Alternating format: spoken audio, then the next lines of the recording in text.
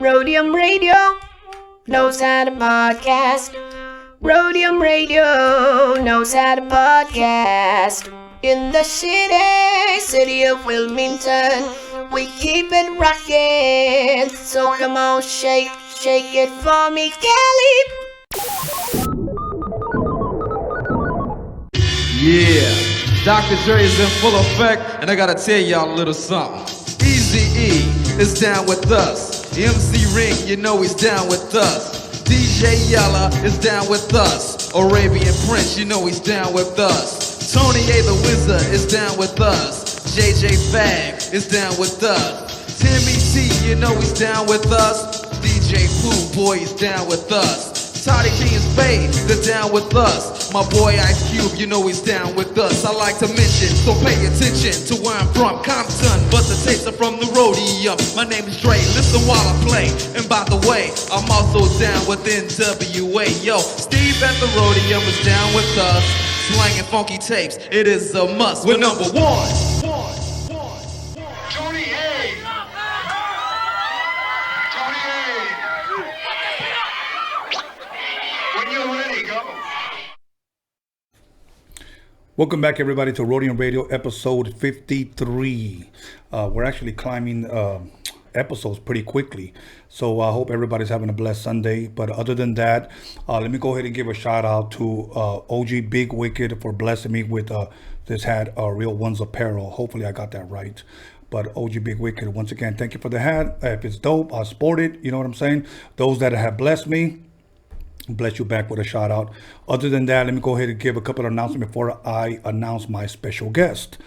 We will be starting a GoFundMe page soon. Actually, we've already done it, but we're not giving out the details yet. We're going to be filming a new documentary, and we need a budget to start. Once we meet that quota, if you will, then we'll go ahead and start filming. But we're not going to ask anybody to contribute or to donate just yet until you know what you're going to be receiving. It's only fair. Other than that, I'm going to give a little bit more announcements on that Wednesday when I have my next special guest. But the Roadium Mixtape DOCUMIXERY is available at DOCUMIXERY.com. You could use the promo code to get 20% off, which is TRMD20. TRMD20. And many of you have been asking about the CDs. Next week, the CDs will be available. In effect, Dope Beats, Scanless, and the Mixtape Bullshit. Many of you have been hitting me up on what song is it that I'm playing on the intro of the Roadium Radio Show. That song can be found on track number 1 on the mixtape In Effect, which is right now available on DOCUMIXERY.com. For $30 you get all 4. We have 8 available, but In Effect is the mixtape that mixtape that contains that song. Other than that, there was one more announcement that I had to make, but if I remember, I'll say it right before we go back to break. Once again, let me go ahead and introduce my special guest, Kemo The Blaxican from Delinquent Habits. What's up, my brother? How you doing? What's happening, Tony? I'm doing good. That's good, man. You know, I know we talked before you went to Europe, and we talked when you got home from Europe, and we had you booked, but some things happened that we had to reschedule you. That's right. So I want to say thank you for coming back and keeping your word, because there was many people that were requesting not only yourself, but also you and Ives, Delinquent Habits together. And hopefully we can make that happen in the future where we bring both of you guys back. Absolutely. But before we start digging a little bit into your history, I remember meeting you, I want to say possibly early 90s, because your first album dropped in 1996. So it had to be a couple of years prior where I met you with Steve YANO in the city of Alhambra at Scanless Studios. I met you and Ives there. Do you remember how you met Steve YANO? Yeah, not exactly. I don't exactly remember, but I know it had to be through Ives, like a connection that Ives had. Okay. Either he knew him directly already, or I want to say maybe possibly Frank Lozano also was, in connection right there from Power 106 back in the day, if you remember Frank Lozano. That might have been the connect right there, because I didn't know I really didn't know anybody in the industry at that time. I had just started stepping in to, you know, the game and just into the world of production and studios and all of that. I mean, literally, I had a few demos that I had cut myself, but when we met Steve, that was probably the first time I started meeting established players in you know, in the hip hop game. Okay. You know, before once again, before we start digging in, I wanted to ask you, during this pandemic right now, is there anything that you miss that you used to do before that you can't do now? You know what, to be honest, it's been, I kind of chill a lot. You know what I mean? I do miss going out to like events and stuff that I would frequent yearly in LA. You know, when I'm home, a lot of times my wife and I would get together and we'd go out to particular events that we like, to like El Velorio with Antonio Pelayo, or we'll get to, you know, cultural events, benefits, you know, things like that. I do miss all of that activity. But I like being home with my family too. So, okay. And we all like each other. So, so, you know, we've been good. I mean, it's been a good couple of months, it seems like now. Okay. And, but obviously, man, getting together with friends, going out, hanging out, a little bit of that, man. So far, I'm tolerating it, and like I'm good. We'll see. You know, we'll see how much more we can go this way, but it's gonna have to open up. Something's gonna have to give, because the economy can't really survive like this. So, you know, something's gonna change. No, that's true. You know, my brother was telling me, he goes, yeah, I think we're gonna be on lockdown for like 18 months, and I said, America is a world power, will not survive. We'll collapse. We'll collapse. Me personally, really the only thing I miss is going to the gym. That's the only thing I miss, is because to me that was like my therapy. I was spending an hour and a half with my son, and he would spot me and I would spot him, and we had fun. And after that, we'll go either hit the elliptical or whatever, and then go into the sauna and chill, come home, shower, take our protein and feel good, you know. But now I knew you worked out.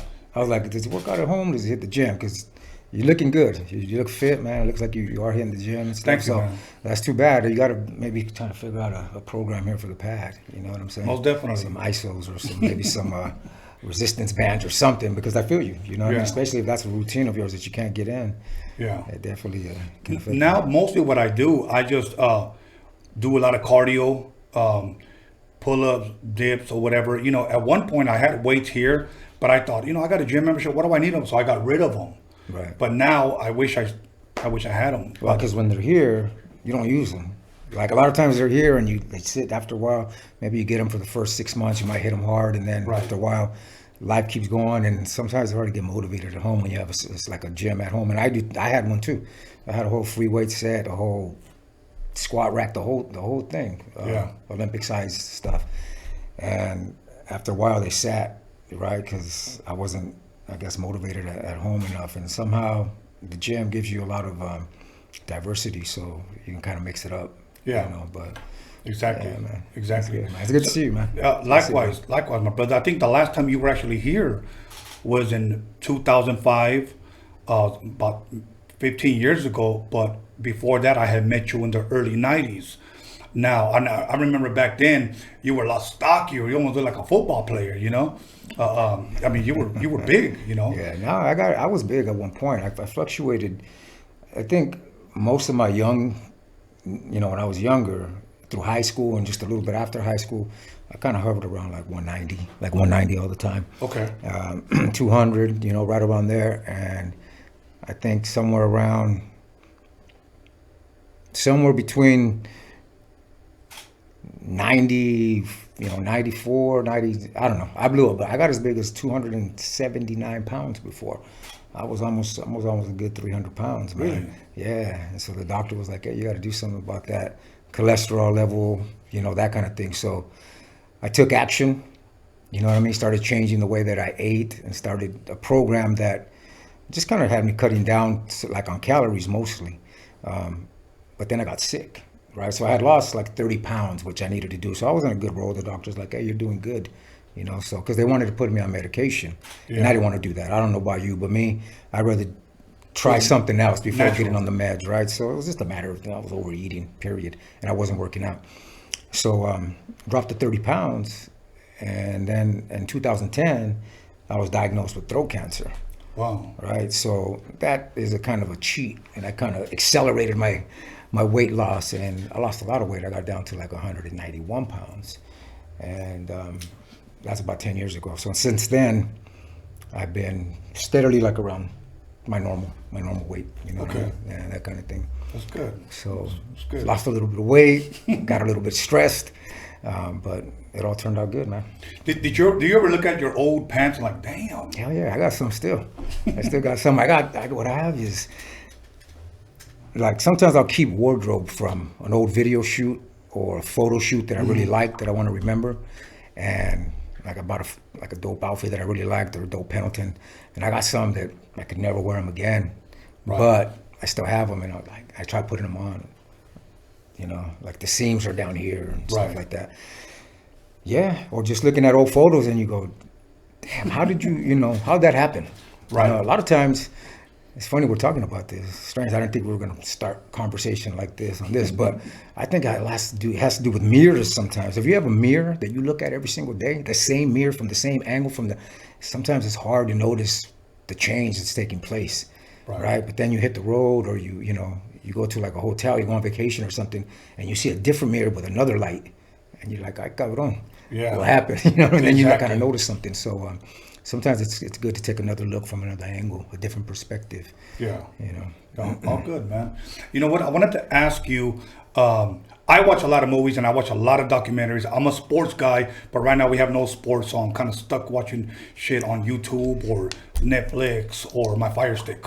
Oh, Yeah. you know, and I have DirecTV. I have every channel on DirecTV, and I still really can't find shit to watch. You know, but I like watching a lot of documentaries or a lot of like series. Like, for example, I watched. I announced it last time. Malcolm X, Who Killed Malcolm X, which was dope. The Tiger King, I watched that. That one was fucking weird, but I enjoyed it. And then Don't Fuck with Cats. Right now, I'm on Waco about David Koresh, the Okay. crazy ass dude from Texas. Anything you like to watch, you want to throw out there, man, that you've seen lately? Que te gustó? I was watching Who Killed Malcolm X. You know, that was dope. It was interesting. It kind of shed new light, you know, on Yeah. some things for me. The Tiger King, I was tripping on that a little bit too. It's a wild story, you know. I mean, I only think I got like maybe through 4 or 5 episodes or something. I don't even know how long it was.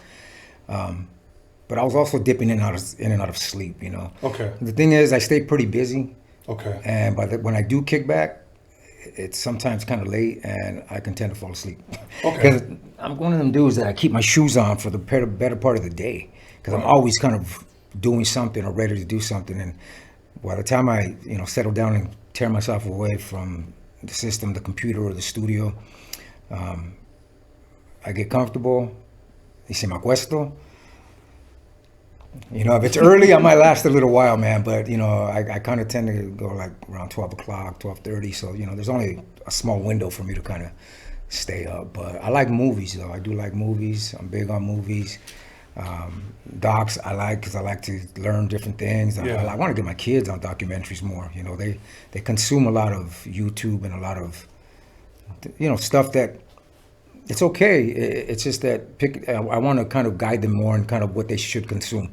At least kind of put it in their ear because they're so young and they can absorb so much. And, we'll have conversations that are very intriguing, very interesting about social issues and things like that. And I'm not an expert on those things. I mean, I know what I know, but I can't answer every question. So I always try to encourage them, like, hey, there's a lot of information out there.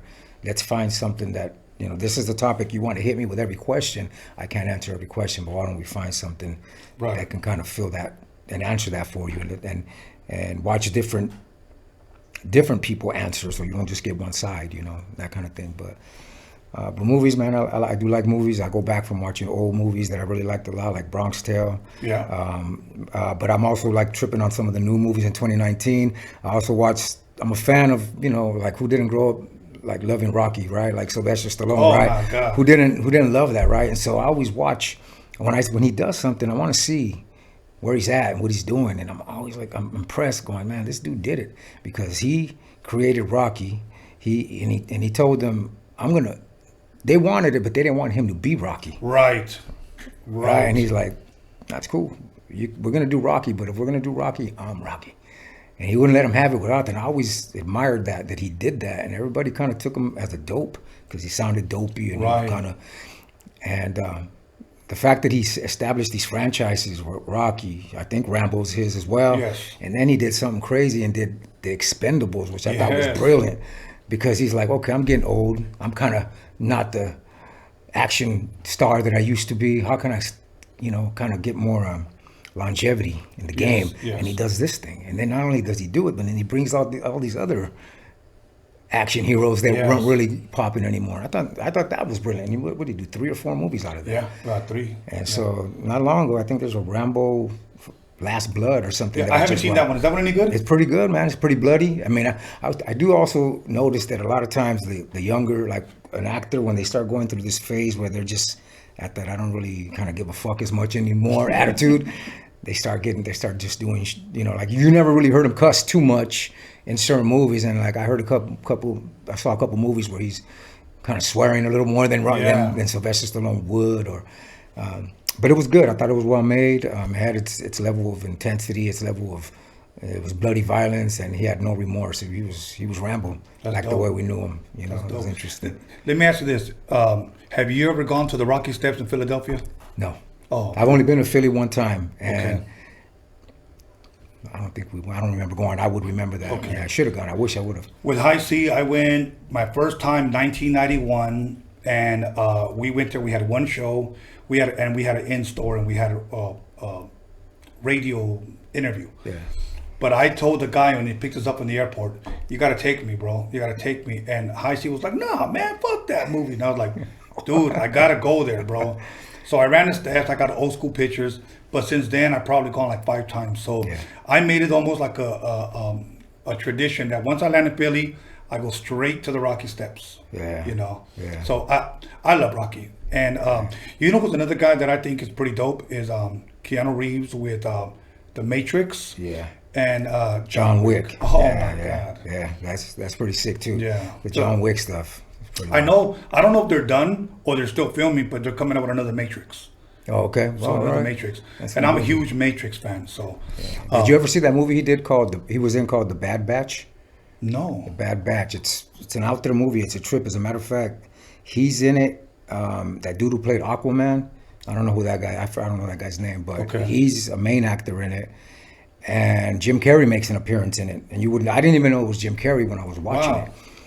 It's a trip. It's a trip of a movie too. I think it's on Netflix. It's got to be on Netflix. I think I saw it on Bad Netflix. Batch. Probably 2018, 2017. Okay. Bad Batch. I'm gonna have to It's a check good that watch. out. Interesting. Now, where is Kemo originally from? Where were you born? Where were you raised? I was born in Gardena. Okay. And I was raised I moved around a lot. So for the first, my young age, from born to about 8 years old, I was in East LA, in the Maravilla projects, right here in LA, and East Los. And then from there, I went to school there and all that, right? So I went to like Regan Elementary over there. I went to preschool over there. And then we started moving around. So my mom's parents, my abuelitos, they lived there. Okay. And so did my nana lived there, my babysitter lived there, who is still my family today, they were from there too. Eventually, my mom, we moved to Cudahy. So we got an apartment in Cudahy. I remember growing up there for a few years. And then from there, we got kicked out. We got kicked out of the apartments because we started a fire, me and my brother. No shit. Yeah, we were good kids. We just did dumb shit. Like a lot of us, yeah. And it wasn't just us. It was all the kids. And we were playing torches and stuff. We had like fire. And in the back of the apartment complex, there was a big dirt field. There was a driveway that led to the parking structure. And then on the other side of the driveway was just a sandlot. And we used to play on the sandlot all the time. And we all got together one time and we were playing with these sticks and we wrapped them up with cloth and we made like these torches and whatnot. We were all playing around with fires, about 6 or 7 of us. Yeah. And it got a little out of control. And we were by the fence that separated the 2 lots. So somebody panicked and threw one of the things over the fence, over the brick wall, the cinder block wall, and it started to catch fire. And everybody panicked, and they started, they did the right thing. Everybody started yelling and calling for help. And so the grown-ups came out, and they put out the fire, and nothing crazy happened. But eventually, after further investigating what happened, I guess it all came down on my family, us, Right. somehow. And we got kicked out of the apartment, just us. I don't know. At that time, I remember my mom thinking there's probably a little bit, kind of a little bit of racism going on, that they Right. chose the two black kids. We were the only black kids in the apartment. Fuera con ellos, but no, I don't know. But, we just did little kid stuff. That was dangerous, not smart. I'm talking, we were in the second grade, we were doing dumb stuff. So we moved around from there, lived in Cudahy, then we went to the west side. So I used to live practically on the corner of Vernon and Figueroa, right over here, well up the way. Okay. And lived there for a few years. I didn't go to school there. I used to bus there. I used to take the RTD bus from how'd that work, man? Where do I used to take the bus from there? Matter of fact, there is no more RTD, is there? No, I don't think so. I used to take the RTD with a transfer. We used to do. My mom had us doing things real early. Like she had us kind of doing a lot of our own stuff because she had to. So she was working, and we were like latchkey kids, doing our own thing. And so we went to the west side over there, lived there for a couple of years, spent a lot of time hanging out over at the Coliseum and going to that museum. Okay. That was my shit. Oh, dude, I got a membership there. I love it, bro. Yeah. We used to love that. We used to go look at watch the little chickens hatch and all that. Yeah. That was my favorite thing. we used to go watch the little chickens hatching, and we lived there for a while. And then eventually, my mom, she got an opportunity to rent a house in Norwalk, and that's probably 1980 or 81, and so moved over to Norwalk. And from that point on, so when I was about 9 or 10, I did the rest of my growing up in Norwalk. So Okay. that's essentially where. What high school did you end up graduating from? Norwalk. Norwalk. Norwalk High What School. was your guys' mascot? Mascot. Yeah, we were the Lancers. Lancers. Yeah, we were cool. We were purple and gold. Those were our colors. Yeah, that's what I was gonna ask, colors, because here in Wilmington, Banning is our school, and we were black and red. People say, "Oh, you guys are red and black." No, black and red. But Lancers, yeah, I remember. Because, as a matter of fact, I think my son played Pop Warner football. I guess at that school against some city team. I don't remember. They got good. Yeah. They eventually got really good. When I played, we were an okay team. We were okay. It was a suburban league. I think like 2,000 people in the school, 2,000 kids. And we took on some big schools, but really our suburban league was, the very talented schools. The ones who were winning a lot was like Artesia and La Mirada. Okay. Was the other school that they had their really good squads. But so the years shortly after I left, there was a couple of years there where they had a real good team. I think they won the suburban league. Quarterback was Mike Perez. Darnell Morgan and Chuck Stafford. Those dudes were some names. Oh, and then Pete, tight end. But anyway, a couple of them went to Notre Dame. One of them went to play to Notre Dame. I don't know what Morgan did, but they were good. And then soon after, and then years after, I don't know now, like you got a couple of these, the Penny brothers, Rashad Penny, and these cats, one of them plays for the Seahawks, and I think another one plays for the Cardinals. Right. Those guys are Norwalk graduates now. Really? Yeah, we got a couple of elites, and I think they have their brother. I think there's 3 of them. So I think the youngest one's on his way. And apparently, he's the best, better than both of them. Wow. And they already got 2. They already got 2 of them playing pro ball. So, there's a little bit of pride there. You know what I mean? It wasn't my years, but I still want them. I want them to do well. I enjoy every once in a while still going to my old high school to watch, some games. You ever been to a reunion? No, in high school. Neither have I. Bro. No, I've never been to one high school reunion. It's true. No, I would like to go, but then there's sometimes like you're kind of like what the fuck am I gonna go for? But maybe next time I will go. Yeah, there's no I can't really tell you why I don't go. It's just early on it didn't happen, and then it just hasn't happened. Right. Sometimes there's reunions that involve like everybody from the school. So you get people from different years, but somehow either I didn't know it was happening, or I was just too caught up with other stuff to even know that it was happening. But there's people I'd like. There are some people that that I've ran into over the years that I'm glad I saw, and people reach out and say what's up, and I'm always cool with like saying what's up back. Why not? It's just that I haven't been to a reunion. I think maybe I almost went this year, but I think I was out of town. I was literally thinking, let's go. We should just go. Because I got some good friends, man. I miss some of those guys, especially the cats that I played football with. Okay. What position did you play? I played tailback and free safety. Okay. Yeah. Okay. That's dope, man. You know what? Growing up, what type of music was played around your home? What type of music would your mother play when you were a kid?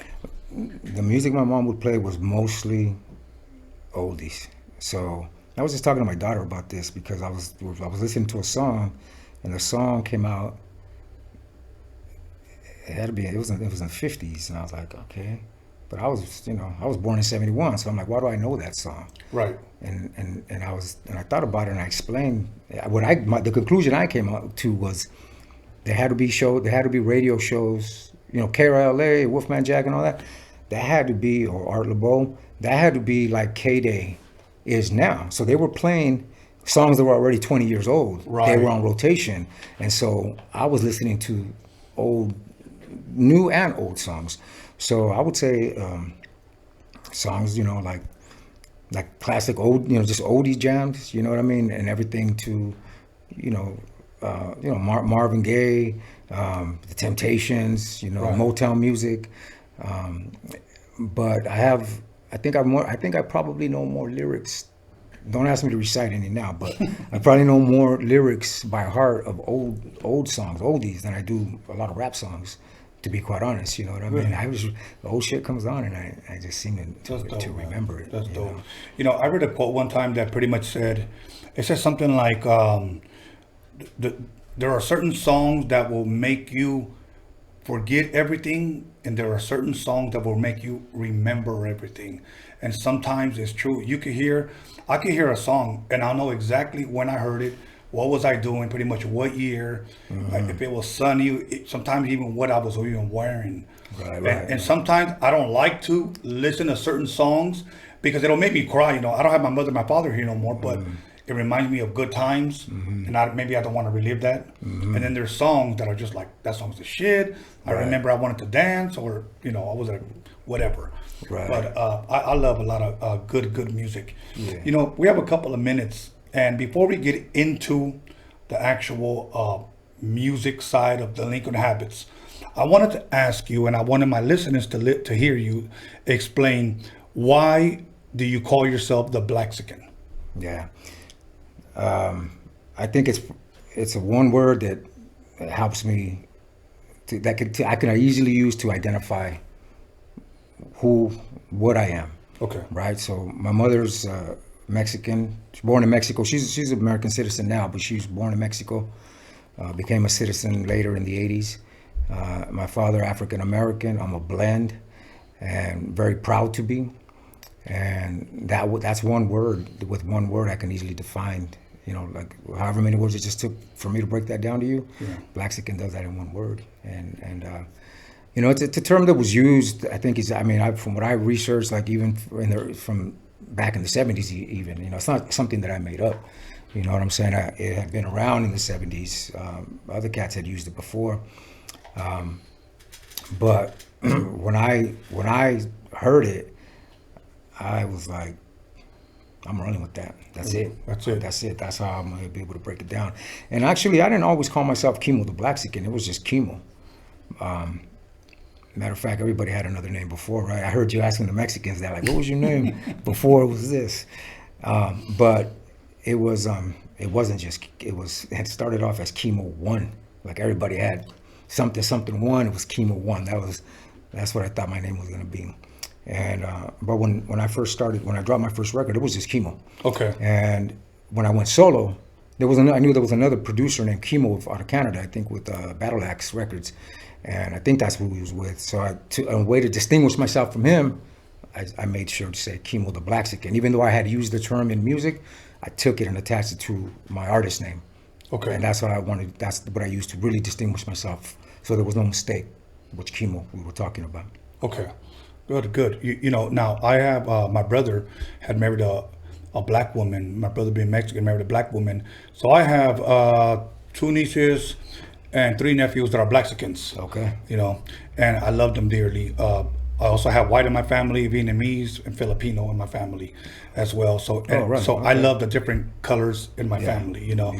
The reason why I asked is because I know that you speak very well Spanish, like you speak it very well. You know, I've had a few conversations. I've even heard you, you know, we all heard you rap in Spanish. Now, reason why I bring that up is because, and this is not to pick on anyone or to put anybody down that may be listening, okay?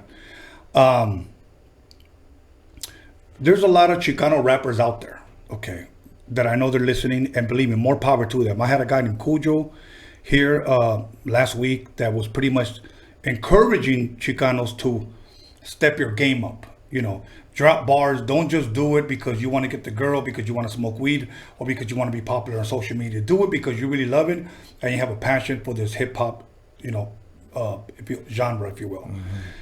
And one thing that I've learned when Chicano rap started taking off, I realized that a lot of Chicanos didn't speak Spanish. You know, they didn't speak Spanish. And I'll be honest with you, I thought that was kind of a little bit embarrassing, man. You know, because I met a lot of guys that were like, Chicano power, Chicano this, viva la raza. And I would speak to them in Spanish. And they wouldn't understand, I don't. So let me encourage them and say, you know what, step up even your Spanish. You know, because this is your culture, this is your identity, this is who you claim to be. Step up your Spanish. Not only your bars, not only your lyrics, but step up your Spanish. It's a beautiful language, man. Yeah. Now I appreciate what you're saying, but I have another take on that. I have a different way of looking at that, because I think the question is, they don't spit in Spanish, or they refuse to, like they don't speak Spanish, or they refuse to speak Spanish. That's 2 different things. Right. If they can speak Spanish and they refuse to speak Spanish, then there's something going on there. Right. Either you're ashamed, you know, you're like embarrassed to do it, or you don't think you're good enough to keep getting better at it. Or if you can't speak Spanish, a lot of times that's not your, you know, remember your parents had to be responsible for teaching you Spanish. Right. So a lot of it can go back to their parents who may not have taught them Spanish. Spanish, which a lot of times some parents, depending on how old you are, didn't want to teach their youngsters to speak Spanish because they didn't want to get them caught up with law and immigration. So they wanted them to basically pass as much as they can and not be kind of discovered. You know what I mean? So it was like, I mean, you learn English, and that's it. Don't speak Spanish. No. So there was a lot of that going on. So I say that because there are a lot of people that don't speak Spanish. There's a lot of Chicanos that don't, but a lot of times it's not really their fault. It has to go back to the parents, and then it has to be like, why did the parent not teach them? A lot of time there was a feeling that it might be safer for them or better for them growing up to not speak Spanish. Today, I think we all would disagree that that was the best route, but it could be that. So I don't want to put 100%, you know, blame on them. Either you know it or you don't. Right. So all you rappers out there that don't speak Spanish and you're Chicano, it's understandable too. So hey, either you do or you don't. But if you want to learn Spanish, there's little apps out there. You can take some, read a couple of Spanish books, watch some novelas. Or you can always listen to Que Onda Muchacho Bien Este Amigo. So all up, man. Anyways, we're gonna go ahead and take a little 10-minute break. We're gonna come right back. I'm not gonna drink just yet, but on the next one I will drink. So make sure you call somebody, text somebody, slap the shit out of somebody, let them know that Kemo The Blaxican is in the motherfucking building. We'll be back in 10 minutes. Go take a crack, go get some popcorn, grab a Modelo, and come back and join us.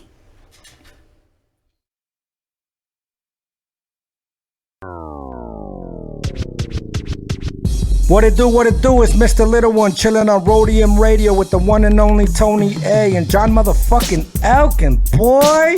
Hey, what up? It's your boy Mr. Shadow. You're watching Roadium Radio with my homeboy Tony A the Wizard. You know what time it is. Yeah, what up? This is Mr. Night Owl, and you're listening to Roadium Radio with the legendary Tony A the motherfucking Wizard. Yo, what's cracking? Nosotros somos Aqua y estamos aquí con Tony A the Wizard. You know Roadium Radio, damn it. You know what it is. Yo, what up? This is Mellow Man Ace and Padrino, and you tuned in to Roadium Radio with my man Tony A. Keep it locked. Yo, what's cracking? It's your boy OG Arabian Prince from the world's most dangerous group, NWA. Sitting here with my boy Tony A the Wizard on Roadium Radio. Hey, yo, what's up, man? What's up? This is This is Savage. I'm right here with Spanish Tony Fly, A the Harbor Wizard. Area's Roadium finest. Radio. Tune Everybody in stay to tuned, Tony man. A It's a on motherfucking hit. Roadium Radio. What's up, everybody? It's your homegirl Magic Girl, and you are now listening to Roadium Radio with Tony A the Wizard. Yo, what's up? This is Bozo, aka Emiliano. You tune into Roadium Radio on Tony Vision's YouTube channel. Let's get it. What up, This is Mr. Soto. You guys are now in tune to Roadium Radio right here on Tony Vision on YouTube. Yep. Check it out. This is MC Pancho on the MIC. Shout out to Tony A the Wizard, Roadium Radio. You already know. What up? This is DJ Trick, Spanish Fly, and you're watching Tony A on the Roadium Radio Show. Big G, Roadium Radio, Tony A in full effect. Stay tuned, watch, listen. That's how we doing it over here. Yo, what up? I'm out here. This Big Daddy Swoles. I'm jamming with my man, Tony A the Wizard, out here on Roadium Radio. The podcast is off the hook. Check us out. This is DJ Clientele, and you are listening to Roadium Radio with Tony A the Wizard. Yeah, this Baby Bounce here with Tony A the Wizard. You are now tuned in to the Roadium Radio. We do it for the people. You hear me? Mic check. Ernie G from Proper Dos, and I'm listening to Tony A the motherfucking Wizard on Roadium Radio. And if you don't know, you should know. What's up, everybody? This is Soren Baker. I'm the author of the book, The History of Gangster Rap, in stores now worldwide. And you're listening to Roadium Radio, hosted by Tony A. Make sure to check it out. We talk about the Roadium mixtapes. We're here. Soren Baker, Roadium Radio. Y'all, this is Really Greg, and I'm chilling with Tony the Wizard on Roadium Radio. Yo, this is Daniel Jones, the D to the motherfucking G Media Clips. Here with your boy, Tony A the Wizard on the Roadium Radio Show. Hey, this is Swifty Blue. I'm right here at Roadium Radio with Tony A the Wizard. Stay tuned. It's the KAS here live on Roadium Radio with the one and only Tony A the Wizard. What up, y'all? This is Kiki Smooth, the first Mexican rapper out of Compton, rich and ruthless, and you're listening to the Roadium Radio with Tony A, the Grand Wizard, El Mago himself. Hey, Compton's in the house. What's up? It's Quite the Yes Guy with my Harbor Audio homeboy Tony A the Wizard on Roadium Radio. Yes, God. Hey, what's up, gente? It's your homeboy Duende. You're tuned into Roadium Radio with my homeboy Tony A the Wizard. Ya te la sabes, wey. What up? It's your boy Baldachi the Beast, Afro Music, the face of LA, right here at Roadium Radio. Make sure y'all tune in. Your boy Tony A the Wizard. Brah. What's up? This is DJ Dominator, and you're listening to Tony A on Roadium Radio. This is Kelvin Anderson, owner of the world famous VIP Records, and you listen to my man Tony A the Wizard on Roadium Radio. Yeah, what up? It's Lil Blackie, the Brown Super Baller, and you checking out Roadium Radio with the homeboy Tony A the Wizard. Yo, what's cracking? It's your boy OG Big Wicked, Real Ones Apparel, Orange County. I here with my boy Tony A the Wizard, Roadium Radio. Y'all make sure to peep it. Peace. Que tranza raza, aquí su servidor, Sinful El Pecador, and you listening to Roadium Radio with my boy Tony A the Wizard. Check. What's up? It's your boy Capital I Man from the Mexican Crew, and you're tuning into Roadium Radio with my boy Tony A the Wizard. Motherfucker's a legend. Bow! What's up, y'all? This is Chris the Glove, and you're watching the Roadium Radio Show on Tony Vision on YouTube. What's up? This is Mr. D on Roadium Radio, kicking back with the homeboy Tony A. Yo, this is Fancy the Boss. Tune in on YouTube at Roadium Radio with Tony A the Wizard. What's up? This is Leo Farsayer, aka the Dragon, the Serpent, the Spear. I'm on Roadium Radio with my boy Tony the Wizard. Hey man, Nick V and Eric V, the Baker Boys in the house, hanging out with Roadium Radio and the one and only Tony the Wizard. Tony the Wizard, aka Kylo Ren, right here on YouTube, Sundays and Wednesdays. Tony Vision, subscribe Tony now. Vision, yeah. Boys, big baby. What's good with it? This is Old Creep, aka Jay Stompanato. I'm putting it down for Orange County on the Roadium Radio Show by West Coast legend DJ Tony A. We up and out this bitch. What's up with it, dog? It's West Coast Gilly on Roadium Radio with the legend Tony A the Wizard on Tony Vision. You know what it is, West Coast to the fullest, believe that.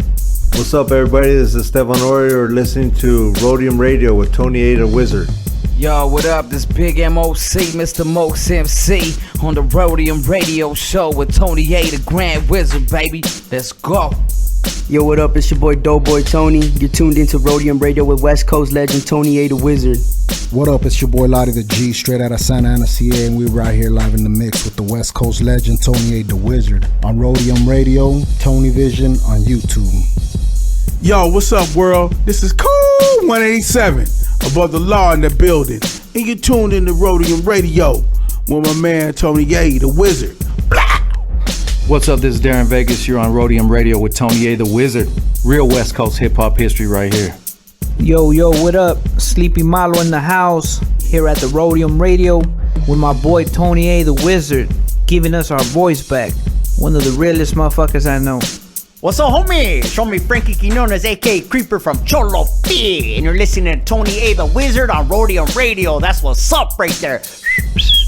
Hey, yo, what's up, man? It's Cujo the Savage. I'm right here with Tony A, the Wizard, Roadium Radio. Everybody stay tuned, man. It's a motherfucking hit.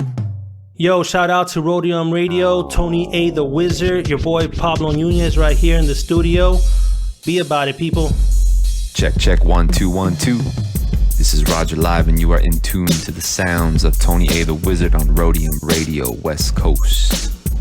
Yo, what's up? This is John motherfucking Elkins, and you're tuned into Roadium Radio with my homeboy DJ Tony A, the Wizard.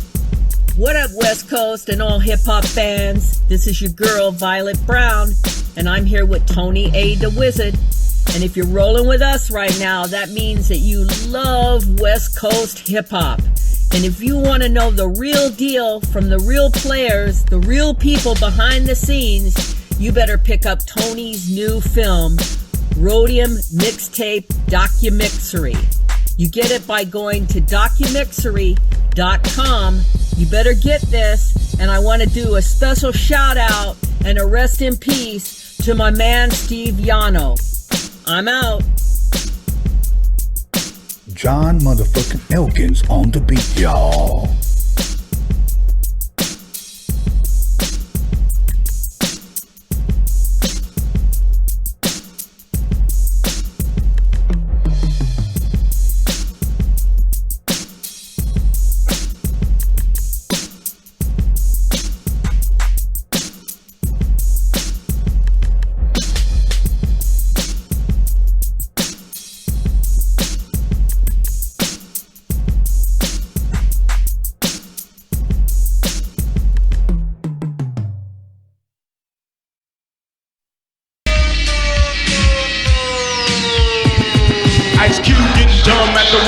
With the funky drum, and you know my man Steve can get some. With a fool like Tony A when he plays stupid dope shit by WA. You wanna spray? Dumb motherfuckers, no doubt. And sucker DJ, get the fuck out. Tony A. What did you say your name? What did you say your name? Tony A.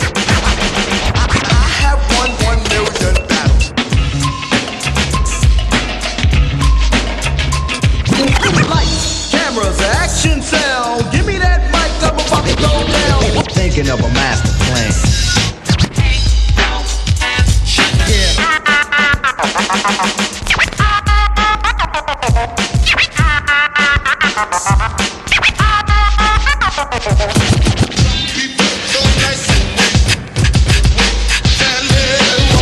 This story's funny.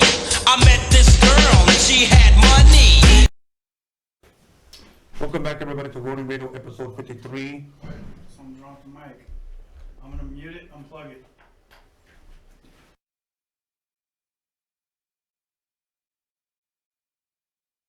Welcome back, everybody. Was that it? Yes, sir. Technical difficulty, but John motherfucking Elkins is on the board. So, once again, welcome everybody to Roadium Radio episode 53. And we're going to go ahead and jump butt naked right back into it with Kemo The Blaxican.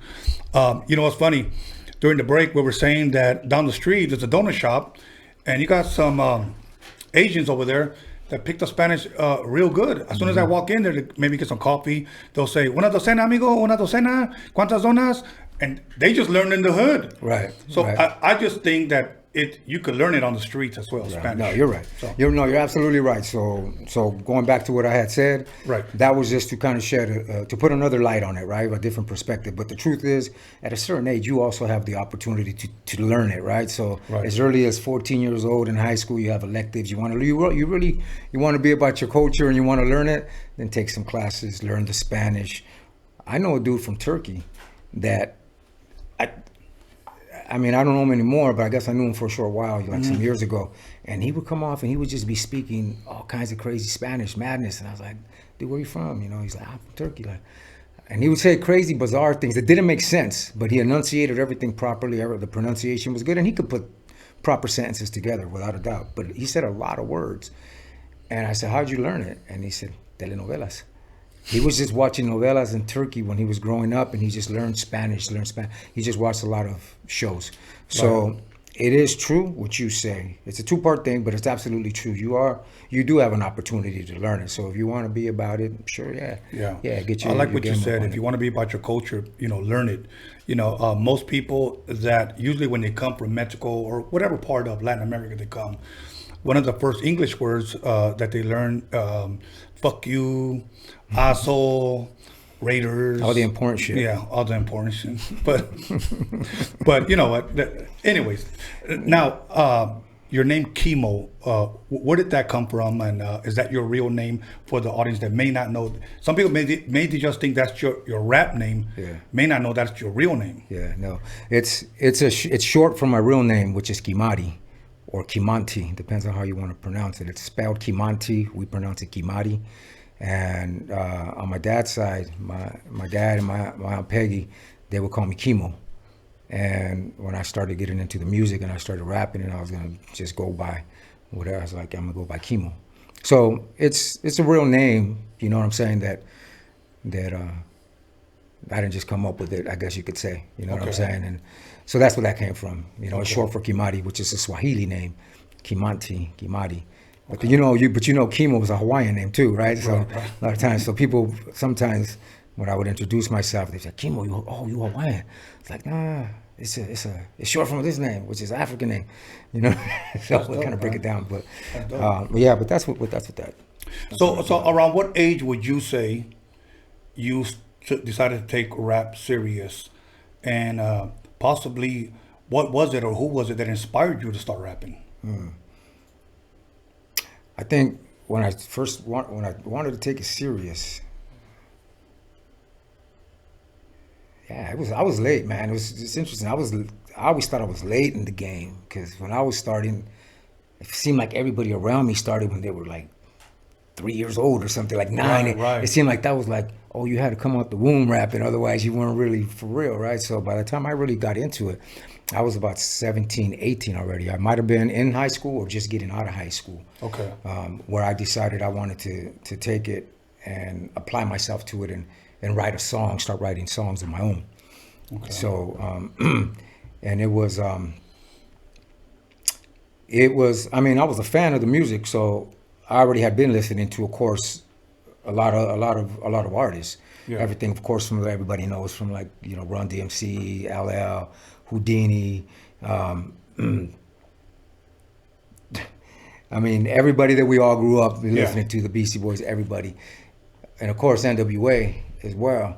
I think if there was a defining moment where I remember I said, I'm going to do this, not to say that that's what made me want to do it or do it like them, but I was listening to NWA when I think the light went on, and I said, I'm going to do that. I remember vividly working out in my mom's garage, lifting weights and doing whatever, and listening to NWA on the box. And I was like, man, I'm going to do that. I want to do that. I'm not going to do it like them, but whatever messages I want to put out there, this is the vehicle I'm going to take. Now, I was a big fan of hip hop, because I started going to house parties when I was like 13 years old with the Rodriguez brothers across the street from my mom's house. Good friends of mine, best friends, the Rodriguezes. And their brother used to DJ with two other DJs, Pep, the Veloz brothers, Pep and Marco Veloz. Dino was their brother, and they used to go to house parties, and we used to carry the crates to the backyard party.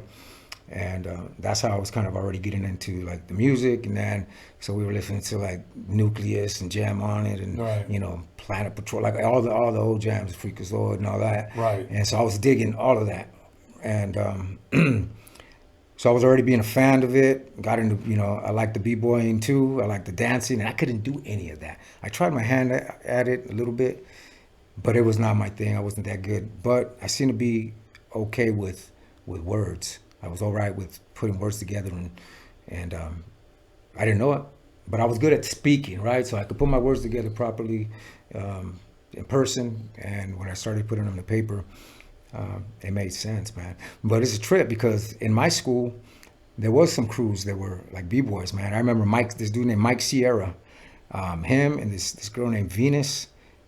Another dude, I don't know if Tello went there. You remember Lion? You remember Lion and Tello?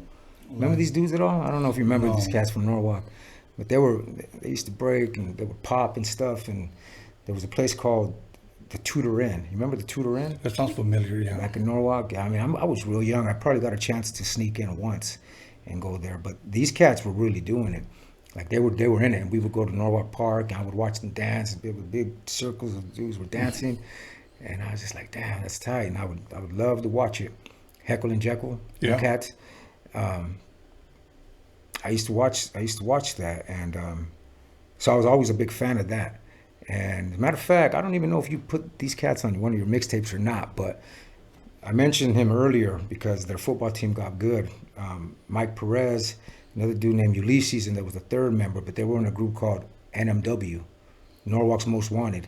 No, I never did. No, I remember who they are, and I remember their music, but I never. If I'm correct, this was after, because my last mixtape was I started from 1987 to 1991, and they came after. Yeah, so I graduated in '89, and they definitely came after. They were after.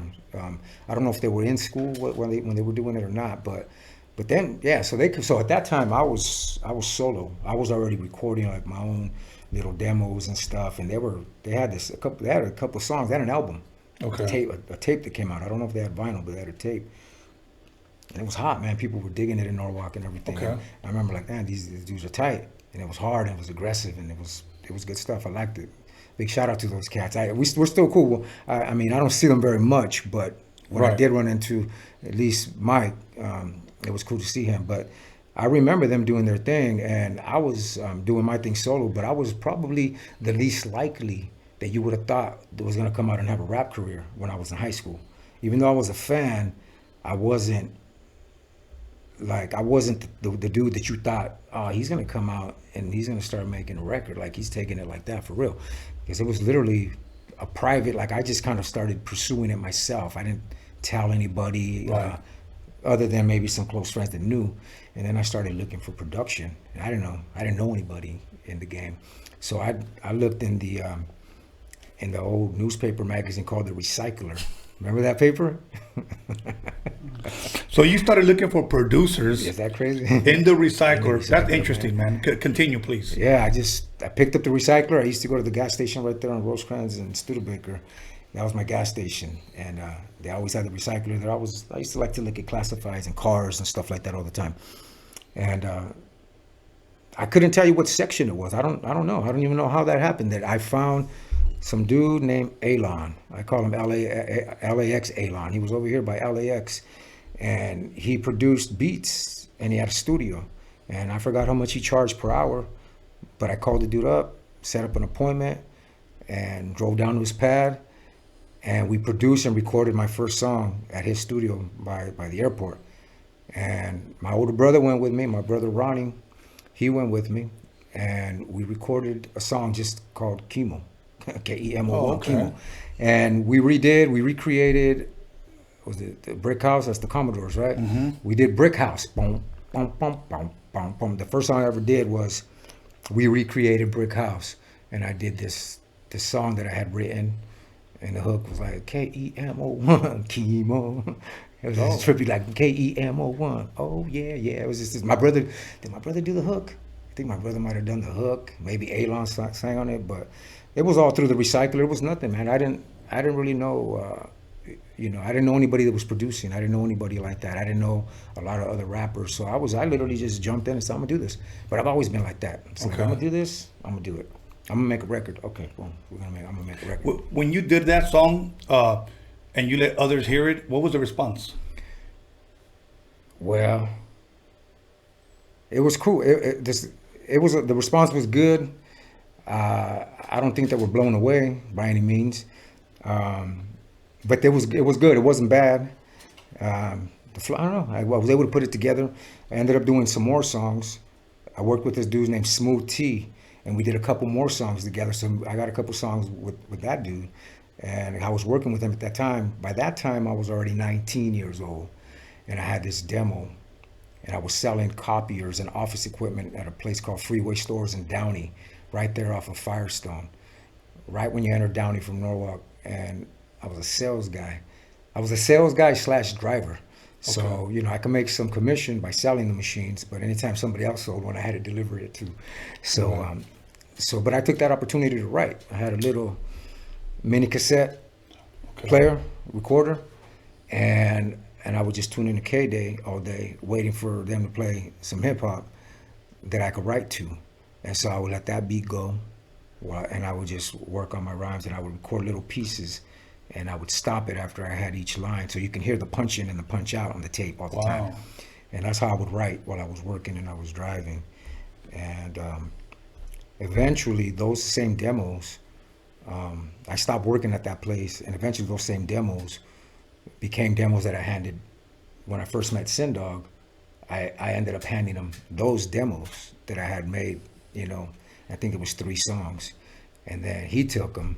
This dude named Jerry Johnson, I used to work at, eventually I ended up, from Freeways, I ended up working at Bally's, like a gym. Okay. Right? Yeah, I used to like working out and all that. And that's where I met Sin, through Jerry Johnson, handed him these demos. And he said, all right, cool. He took them. Because Cypress used to go work out in there. Okay. And they used to all go in there. Like, okay, yeah, just for the record, that's Dogg from Cypress Hill. Dogg from Cypress Hill, right. Okay. And so before they hit the road, I'd get the opportunity to see them in there. And I went up to him. I don't know if I handed it to him. It might have been Jerry. I think he handed it to him for me or something like that. And I remember he took off on tour with the tape. He came back. I'm like waiting to see, you know, what he thought about it or whatever. And he came back, and I always remember what he told me about the demo.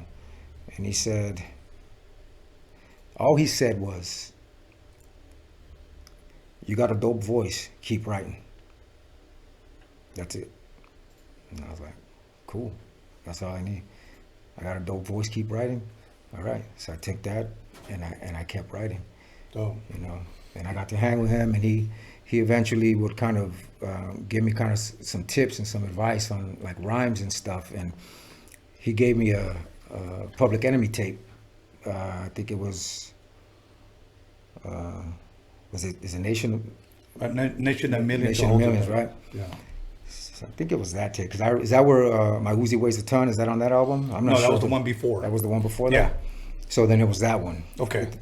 But anyways, he handed me that tape, and he goes, listen to this. And he's practice like that cadence. So he basically said, this is a cadence you wanna fuck with. Which I mean, what's up, Sen? We're good friends still, man. We're good. And apparently that must have been, you know, an influence of his. And he passed that on to me, and he gave me that tape, and that's where I got a lot of my early, you know, obviously you evolve, but that was my early stages of like when I started kind of developing more of my rap schemes. So whatever I had on that demo wasn't quite like what I eventually started to you know, practice and become, but it was because Sen, he gave me that, so that was a big part. And so a lot of my rhymes started to have that kind of Chuck D cadence and Dogg cadence. And so even some of our early stuff, a lot of it would have that kind of cadence, to where eventually I started then drawing in my own stuff, because I like to get melodic and stuff, because I have like a range where I can kind of do some things with my voice. So I started throwing little melodies here and there, and I started flipping the Spanish and stuff the way that I do. Yeah. You know, which I always wanted to make it seamless. My whole thing was to try to how can I make this transition be almost undetectable to not even, you don't even realize that it happened, and I'm not taking you out of your groove or anything like that. So eventually I started doing my own thing, but Sin, yeah, he kind of helped me out a lot with that. I'm glad that you brought that up when he said, you have a dope voice, keep writing. And you said, okay, cool. You didn't allow it to, oh man, I thought it was going to sign me. I thought it was going to shop me around. Because one thing that I always tell artists, just because I may not be feeling it or may not like it, you know what? Continue to shop it, continue to show, because somebody will. You know, there's an audience for everything. I told people, you know what? I think it's dope. I like this. I like this. I like this. But it's not something that I'm looking to work with right now. This is what I'm looking for. That's not really my style. Cool. You know what? I could possibly point you in the right direction. There's another guy that could possibly work with you. I always try to encourage people to, to pursue their dreams if that's what their dream is. Right. But I always tell them, but make sure you have talent to pursue that dream. Right. You're just not doing it just to get girls and smoke weed and look cool in the video. Oh yeah. For sure. The sad thing is a lot of people are doing that, and I don't encourage that. But now, how, from that point on that you met Sin, how long did it take, or how long was it that you met Ives? I don't think it was that long. Okay. I think it might have been 6 months to a year. Okay. Maybe. Okay. Maybe something like that. 6 months to a year. I went to a show at Cypress had a gig at El Camino College. Okay. All right. So they were still on the first album. And so they had a gig at El Camino College. I was invited to go to the show. So I met up over on Cypress Ave and got together with everybody and then rode out to the show. And Delinquent Habits was opening for Cypress. Okay, now explain that Delinquent Habits, because you showed up, but Delinquent Habits is already opening. Right. Explain that. Yeah, so before I was in Delinquent Habits, Delinquent Habits was already existed already. Okay. Ives was already doing his thing. Ives is the real, he's a real MC. You know what I mean? He's like extremely talented, MC, freestyle, everything. He was already doing it for a while and had his, he'd been in the game for a minute and practicing and doing everything that it takes to be good at what you do. So he was already getting gigs. They were performing. So I don't know if they were, I can't remember exactly, but I do know they were performing. I don't know if, I kind of remember that maybe Lighter Shade of Brown was supposed to perform, but something happened. They didn't perform, and then Delinquent filled in the spot. I don't know, but it was a beautiful thing because when I went there, I watched them. They literally were on stage just before Cypress. So as Cypress is getting ready, we're kind of right there around the stage too. And I'm watching Ives perform, watching Delinquent Habits perform. And it was Ives, there was another MC in the group already. And in fact, at the time, there was 2 DJs. Wow. There was basically 4 sets of turntables going on as well. And I can only remember hearing the beats, and the beats were banging. I remember the drums were hard, and the deep bass. And this is 1991, probably. Okay. 1992, 91. And it was heavy, man. And I was impressed, man. I mean, the crowd was captivated. Ives were doing this thing, it's flowing like mad. Dude flows like water. And I just remember going, damn, it was heavy. Boom, show's over. Cypress goes out, tears it up, does her thing, and that was that. I would say a week or 2 after that, I'm at the gym. A lot of stuff happens at the gym. A lot of this happened at the gym. So I'm at the gym, and so I used to sell memberships at the gym. And so when you're selling memberships, you're often greeting people at the door. Yes. Just like, you know how it is, right? They greet you at the door, see if they need to sign you up, renew you, anything like that. Just, saying what's up. And so you had to come to get into this gym, you had to come down the steps because it was underground. Okay. So you come down the steps, turn the corner, and then there's the front desk and whatnot. So I'm at the front desk. Here comes this dude, he comes down the steps, and I'm like, I gotta see your card. You know what I mean? Let me ID you, check the credentials. All right, yeah, it's a valid, membership. And I think while I was looking at it, I was just looking at me, and he's like, he said something about my hat, and the hat I was wearing said Kemo on it, and he asked me about Kemo. What does that mean? And I was like, I said I rap, and he's like, oh, is that right? He's like, I rap too. Oh, is that right? You know, so we started talking briefly, and then the conversation led. It didn't go long, but he ended up telling me, like, as a matter of fact, we just did this show with Cypress, and he broke it down, and then just connected all the dots and said, boom, that was you. That was you at that show. I just seen you perform. You know, I was there and so forth. And so the conversation went good, man. And we were like, cool, man, we should, you know, maybe click up and do something sometime. And then it evolved from there. From there, we got together, we did one song, and then started doing more songs to where eventually we said, you know, let's do this as a group. So I don't really know exactly how I don't even know if the other MC that was on stage that day was part of the group, like for a long time or not, or eventually was not in the group. I don't really know how that went. It was before me. But by the time I got connected and started working with Ives, it was just him mostly that I was just dealing with, plus DJ OG Style. There was DJ Tricks, and then there was me, who was real green. I mean, I was just still barely learning to write, still barely getting comfortable on the microphone. And you know what I'm talking about. Yes. Writing is one thing, and then getting comfortable on the mic is a whole other thing too. And so I wasn't, you know, I was just writing and trying to be real comfortable on the mic, especially when you hit record. Something else happens, you're like, oh shit, you know what I mean? Now it's for real. So honestly, man, I probably don't think, I think somebody asked me once, when did you get comfortable on the mic? When did you finally, and I would say it's the third record. Probably the third Delinquent Habits album was when I finally felt, I know exactly what I want to do. I know how I want to do it. Mm-hmm. That first record, well, to me, all three records were classics. A lot of people say they like the second one better than all three. Everybody has their, you know, their choice of albums. I like the first one. Especially the artwork of the first one. Oh yeah. You know, the Warriors, everybody loves that shit, bro. Yeah. When I first saw it, I thought, okay, this is some shit right here. Yeah, okay. yeah. And then when you hear the mariachi sample, the trumpet, then you hear the fucking snare come in, the bass line, that song was fucking insane, bro. It was. From the time that you met Ives, when was that song recorded? Was it happen immediately, about a year later, 6 months later? No, man. From the time I met Ives, it took, interesting, man. I mean, you would think that maybe we had quick results. I mean, I could kind of say it did maybe happen almost faster than expected, but we had a record deal. So eventually, me and Ives, you know, we got together and we started working on stuff. We had a demo. Now, you know, Ives knew Sin as well. We were all at this gym. We all knew each other at this gym as well. Anyways, we're connected with Sin. Eventually, now one thing we didn't do is we didn't ask for much. We didn't ask for like a favor.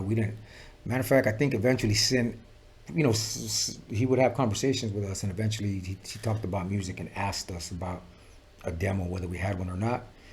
And we were like, cool, yeah, we do. And we slid him a demo.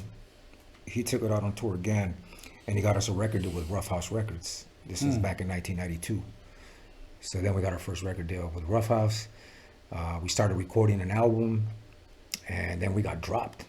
When the album was done, had a full album done in 92, we got dropped and got re-signed to Geffen in 94, got dropped again.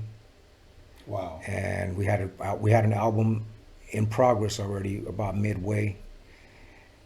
They dropped us, but they did hear the instrumental. They heard the instrumental to Tres, but they never heard the song, and that was 94. So then we got picked up by Paul Stewart, PNP Records, and slash Rough House. Yeah. Not Rough House, Loud Records. And that song then, so that we recorded it. If it came out in 96, we probably recorded it maybe 95, something like that. And then it dropped in 96, something like that. So it took about 5 years, 4 or 5 years from the time we met to when Tres dropped. Wow. And to record it, you know what I mean? Okay, let me tell you, when I first heard, this is my story, when I first heard that song. Wasn't on the radio. It wasn't through Steve, because Steve used to have a lot of fucking demos. I remember he had the first demo of Cypress Hill when they were shopping it to Hollywood Records, okay? And Mello Mayonnaise hits me up and he tells me, he goes, hey man, he said, I'm going to this video shoot. You want to roll? And I was like, whose is it? Delinquent Habits. And at first I wasn't quite sure, but I go, you know what? I think I met those guys. And I was always referring to you guys when I met you guys at Steve's studio. Those two guys? Like, yeah. Right. But I didn't know this style of music. I knew you from something else, you know? Right. And because the music was different. It was, yeah. And I remember when I got there, it was like a ranch type of Western, you know, atmosphere. And I'm like, what the fuck are they filming here, you know? Because I didn't know the style of the music. Right, right. But when they talked about it, be quiet, let's go. And then you guys were coming down in the car. Hill, right. Yeah. And then they played the horns. Right. Immediately when I heard that shit, I was like, oh shit. It's just one of those songs, bro, that it's a no-brainer that when you first hear, you're like, okay, este va a pegar, it's going to hit. Yeah. It's going to hit. And then I remember, I stayed in it the whole time, and I saw your verse, and then when I heard you rap in Spanish, I just thought that shit was fucking insane, bro. That shit was fucking, let me say, it was fucking beautiful, bro. I love the way you chopped it up. Then you started in Spanish, and then you went in English. That shit was dope. One thing that I wanted to ask you, in the video, there was a cameo of this one individual, and I was like, what the fuck was that about? I thought it was hilarious. You guys had a midget on a skateboard. Yeah. What was that? Yeah, man, we just like little people. Nah. I mean, I don't know, to be honest, that's Wee Man, bro. That was him? That's Wee Man. Yes, that's Wee Man before the Wee Man that everybody knew. Okay, I'm gonna have to go back. I didn't know. Yeah. I just thought of some white midget. Yeah, that's who he was then. Wow, but it was Wee Man. Yeah, so yeah, that's a trip, man. Yeah, that was him, and then he went on to do his thing, and he blew up. But yeah, slow it down and take a close look at his face, because there's a close up. It starts off with, I think it shows him, and then it goes and has a close up of the skateboard, him going like this, and then he goes down a little ramp. He drops in onto the bar. And if you look closely, man, you'll see that it's him. Yeah, that song was different, man. It was just, you know, the timing was right at that time. Everything. The timing was right. That's very, very true. Timing is everything, and the timing was right, and that's why that song fucking shot through the roof. When I was producing and DJing for Mello, we did a couple of shows with you guys out in Santa Barbara, and we all drove together. And I remember, I'm going down memory lane now. Your song was on. I forgot the show that Power 106 would have, where they would put two songs together. Oh, Make It or Break It. We would say Make It or Break It, where people would call. Right. And you guys were just winning and winning and winning. We were smashing it. I remember killing it for a long time. Yeah. It's one of those things you don't know what to expect, right? I mean, you know, when you're making your record, you start to, you know, you love your music, you're liking it. You're like, man, this shit sounding pretty good. It's sounding pretty good. That song was something very different. At the time, the elements to the music and the production, although we definitely were not the first to do, like, we weren't the first Latinos doing it or nothing like that at all, but what was very different about it was the elements to the production, the mariachi part of it, which was Herb Albert. It wasn't even like, you know, it was Herb Albert doing it. It was that song, The Lonely Bull. Yes. Those elements had not been applied to hip hop before. Yes, there was oldies. Yes, there was Santana. Yes, there was, you know, War. Like, all that had been done. El Chicano, like, a lot of stuff had been sampled, but not the mariachi element. Right. And if you listen to the entire album, there's a lot of diversity that comes within the album, but there's a lot of Latin elements with flamenco guitar and things like that that weren't really touched. They weren't really touched. And I think that, combined with, obviously, you know, the skill set that I've had, you know, in rhyming, and the combination of the Spanish, the combination of the way the group was made up, it all did something pretty interesting, and it all fused together. I just know that when I was throwing in my Spanish, I wanted to do it what worked for me. Right. You know what I mean? And so the way I wrote, the words that I used, that had a lot to do with the Spanish that I knew growing up, which was the Spanish that I learned as a kid. That's my first learned language, was Spanish, right? A lot of people around me spoke Spanish, and then my stepdad, he was my stepdad since I was 7 years old. He's from Guadalajara. So a lot of the Spanish that I learned was, that I got better at, had to do with learning it from my dad and his family and everything. So it got to the point where I would say shit that way because that's how I knew it, right? Right. So I went to Mexico one time, and I was talking to some of the fans out there, and one kid was telling me, he wasn't a kid anymore, but he was like telling me that they remember when that song came out, and they would get into not arguments, but deep discussions about like, no, ese vato es de acá. Because, listen how he says this, and listen how he says that, like he's from here, or he used to live here or something.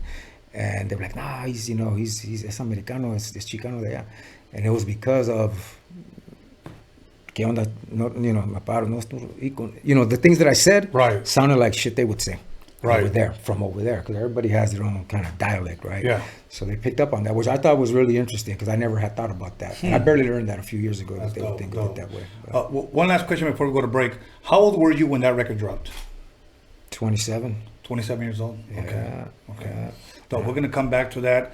We're going to come back to who did the artwork, what was the next single off of that, how far did that first album take you guys? We'll be back. All right, cool. So everybody, once again, Roadium Radio episode 53, and we're gonna come back.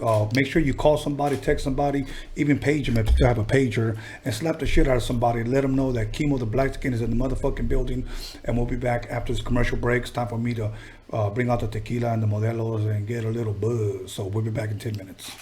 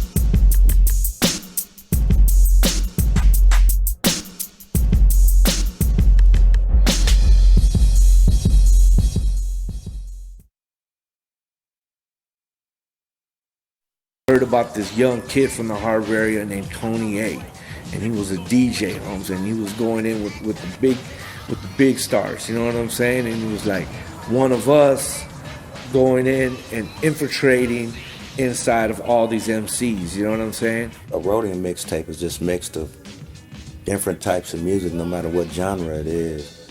And like I said, it's like making your own musical movie. When La Raza came out, man, even the amount of sales of the single of La Raza that got moved out of the Roadium was crazy, bro. And that song just got played and was played in all the stands over there. And I was blessed to go back one time even to see it, and I want to say in 91 or 92. Although they were not black, they were Oriental, Asian, whatever you want to call them, they were cool. And they embraced everybody, blacks, Latinos, whoever came to the swap meet to want to buy music, they were record people. Hey, Tony, drop that. What, bass? I bet. My name is The Croft, the C-R-A-W-F-O-R-D, the poet high C. Tony A, the wizard, just as cool as a blizzard. Sticking out his tongue, stabbing pussy like a lizard. Ooh, so sorry, homie, I didn't mean to say that. Steve is in the house, come on, won't you play that funky dope beat? You know you gotta throw me some Stanley ass Croft coming straight from the Roadium. You are now about to witness Tony A. Get funky. Tell them where you're from. You don't think I'm living? Well, fuck you. Moon on a Saturday night in LA. Yo, feeling kind of fancy. Stop what you're doing, cause I'm about to ruin the image and the style that you used to. What the hell are you looking for? Can a young man make money anymore?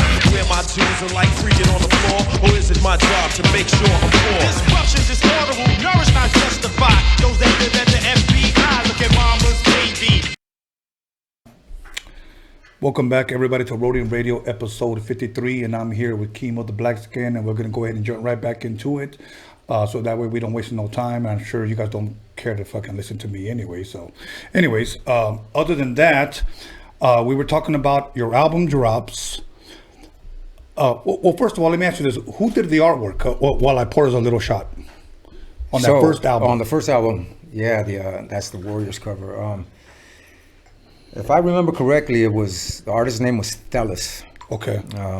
It was an artist that the label contracted to do the work. And I'm pretty certain it was him, but it definitely was our concept. Yeah, okay. we were all big fans of the movie. Yeah. So we were like, man, we're gonna roll with that. That'll so we work. took that, and he did his version of that, as you can see, and then it was a classic. It's a classic album cover. Matter of fact, for the first couple of years when we were on tour, we would break out a whole living room set. We would bring couches on and an old school box television and a coffee table, and we would play the Warriors. The Warriors would be on the TV set. It'd be on the TV set while we performed, and there was couches, and we would bring the few different fans up that seemed worthy of coming up at the time. Right. And we allowed them to kick back on stage, and they'd be sitting there watching the show from the couch, watching the Warriors play. It was silent, but that's dope. Yeah, we were fans of that movie, man. I mean, who wasn't, man? I think I watched that when I was living in Cudahy, snuck in to a Twin Cinema and watched. I think I might just be romanticizing and remembering it the way that I want, but I think I watched a double feature of Up in Smoke and the Warriors. Okay, if I were to ask you, give me your fastest, I want you to come at me real quick. Shit. The first thing that comes to your mind, your fastest quote from the Warriors. Oh, man. Who are the Warriors? I want them all. You know what, alive man? if possible, if not wasted. Yes. Now you thought I was gonna be like Warriors. No. You know what I actually thought? What'd you think? First of all, that was dope. Can you dig it? All right. Yeah, there is that one too. Of course. That's classic. Yeah, that is classic. Yeah. But everybody knows that one for sure. And of course, the other one with the bottles clanking.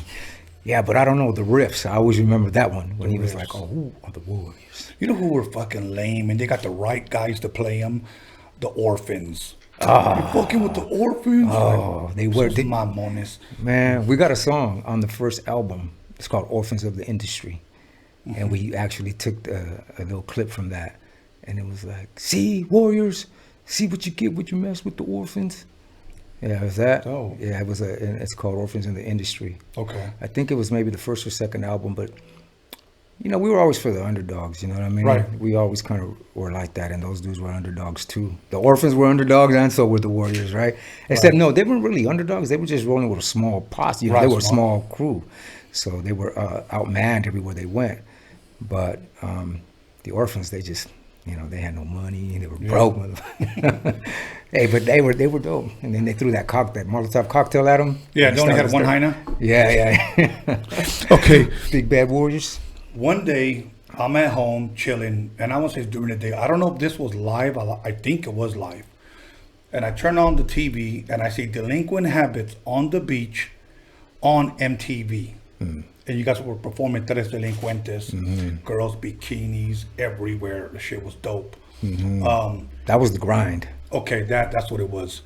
But that was MTV. Now, for this generation that may not know or may not ever experience that, MTV actually used to play music videos back then, live performances. Right. How was that for you guys, being, you know, to be able to say one of the first people to, well, one of the last, because it actually transitioned from music videos, live performances to reality shows, you know, and now we don't get what, I don't even know why they even call him, you know, MTV. It's not even about music anymore. Right. Yeah, I remember when it switched over to, it was just TV shows, and then they made MTV2, and then they had videos on that for a while. But you know, MTV was huge. Oh no, it was enormous, man. Yeah, that was a big deal, man. For us to be able to get on there and do the grind, I remember thinking that it was a pretty big deal. You know, so I don't know if it was in Vegas. I think it was in Vegas. It was a big. It was I don't know if it was a house or a hotel, like a big casino hotel or something. But yeah, it was a big beach party kind of thing. That was dope. And we got out there and did that, and that was the show, like to be on and rock. You know, rock live. So that was tight, man. We had a good time doing that. I remember that. Now, on that first album, did you guys at all go overseas on that first album alone? Absolutely. Yeah, Really? I mean, on that first album, it cracked. Everything opened, and Tres Delincuentes was global. I mean, it was instantly a worldwide thing. So we were busy nationally and internationally, Europe and South America. And Mexico. We went touring out in Mexico, and at that time, hip hop was, I'm gonna you drink know, to it that. was. Oh yeah, we have these here. I'll take a small sip. You know, I have to admit, I'm a little jealous, and I'm gonna tell you why. Because you got to go to Europe, and when my opportunity came, I passed on it. I had opportunity to go to Europe. I had opportunity. I was supposed to be in Europe for 10 days, Canada, Australia, and Japan, and I passed on all of them, and I'll tell you why. How long is the flight? Oh, 13 hours. Fuck that.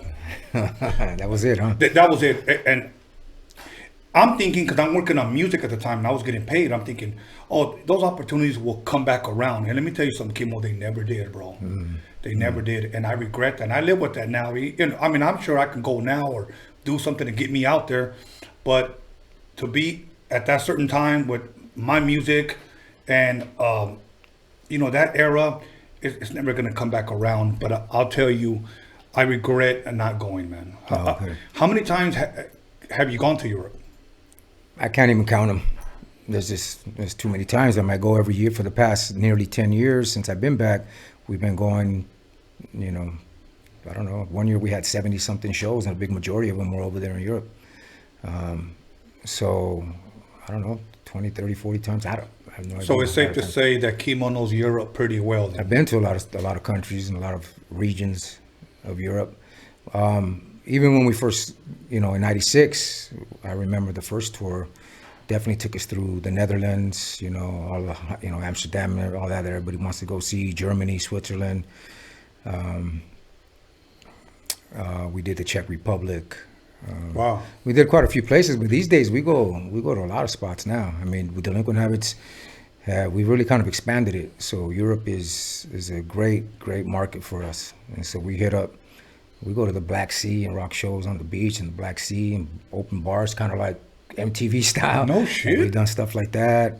We'll go and You know, we go to Hungary and we rock in Poland. Like we do quite a bit of stuff, man. Wow. We get to a lot of spots now, but we're also very good about rocking shows on multiple levels, from small cafes to 70,000, 80,000 people festivals, and we can do those all in the same tour.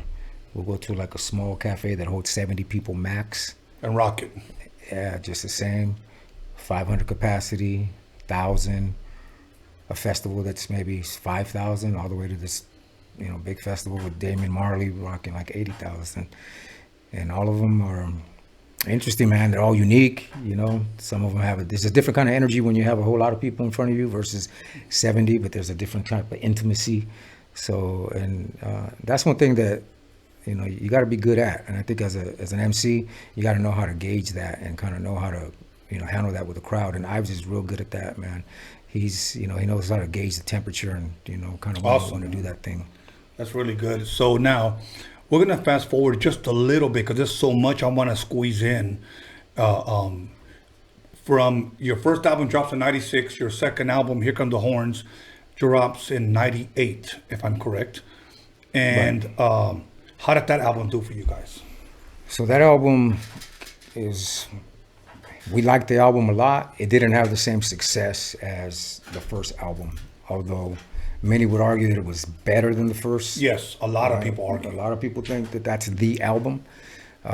It was a different, darker record. I thought it was a real good record. Right. But truth be told, we were in a transitional period. The label that we were on was in a transitional period. Basically, they weren't really doing as good as they needed to be doing to help us be, you know, continue to be successful like the first record. So they were kind of going under. PNP was not, they were kind of struggling. I don't, you know, from what I understand, I think we were maybe one of the few groups that was having some legitimate success, but it wasn't enough to sustain the entire label. And so therefore, I think they folded, and then we got picked up directly by Loud Records. So now at first we were PNP Loud, then we went to Loud. And then, so they had a Loud, the Rifkin brothers, they had a Loud office right here, and that Exhibit was on there, and the Alcoholics, and them cats were on Loud.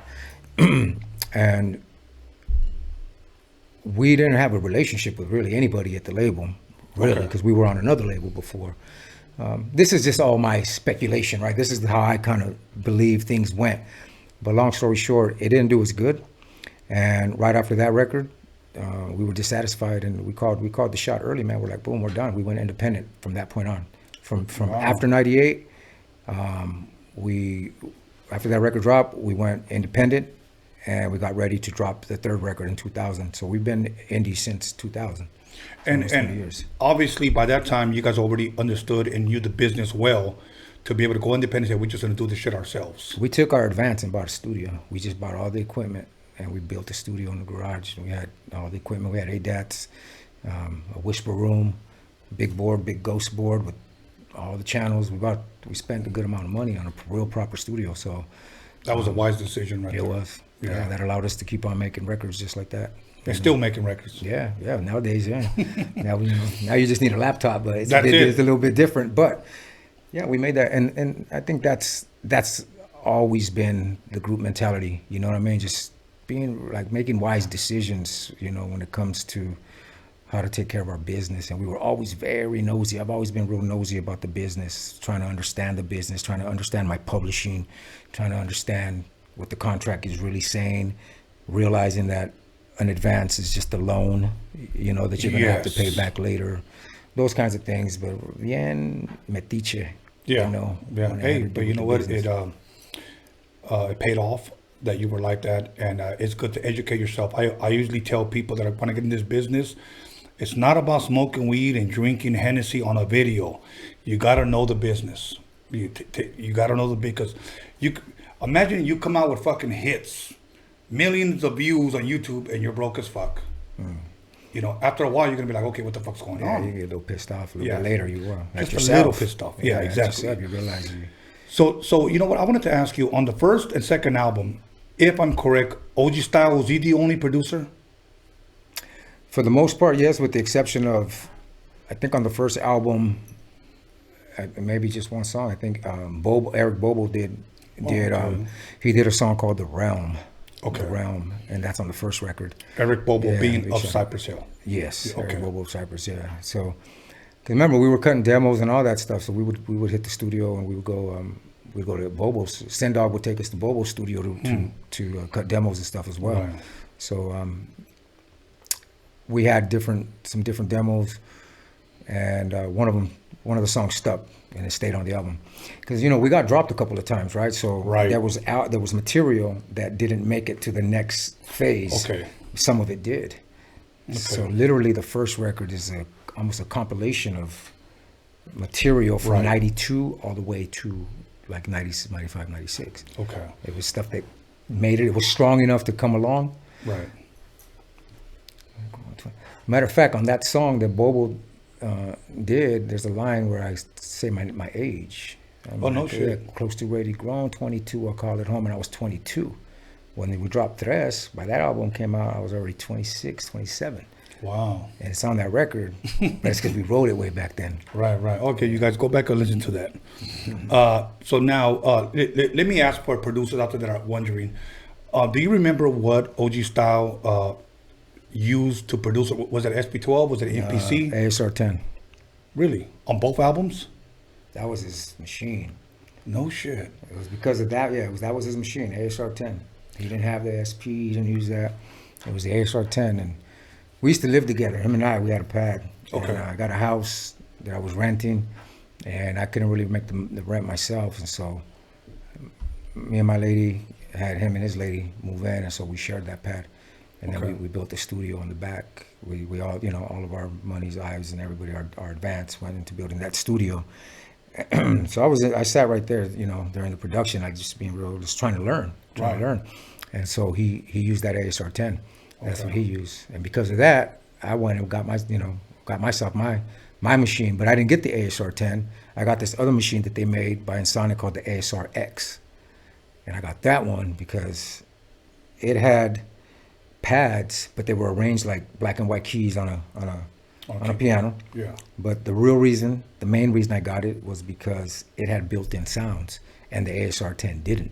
So you had to be a collector of music or had a sample. You have something to sample, and I wasn't avid at having records, so I didn't have sample material. So I said, I need me a machine that already has elements built in, sounds, drums, kicks, strings, all that. And the ASR X did have that. So I got that so that I can start from scratch and just start building the moment I got it. So, but yeah, that's what he used to make them. Yeah, you know what? Because I had a guy that asked me how did he make that. So I needed to ask that. So now you guys dropped your third album, which you say you believe that was your best one. It's my favorite. I don't say it's my favorite. Okay. It was my favorite out of those four. Okay. Where you guys together, you and I was together, did 4 albums together before you guys decided to go your separate ways. Right. Okay. I'm gonna leave the third album and the fourth album to hopefully one day I'll have both of you guys here and have him elaborate a little bit on the third and fourth album. So now, what year was it that you guys decided to part ways, and then that's when thus started your solo career? 2003. It was right. Yeah, it was right after shortly after recording the fourth album. Okay. Mm-hmm. And what do you think sparked the okay, you know what? Do you guys just wanted to do solo albums? Do you guys want to just take a break? Anything you care to elaborate on that? That whole thing really, that was my move. That's something that I did, and it had a lot to do with just business differences with.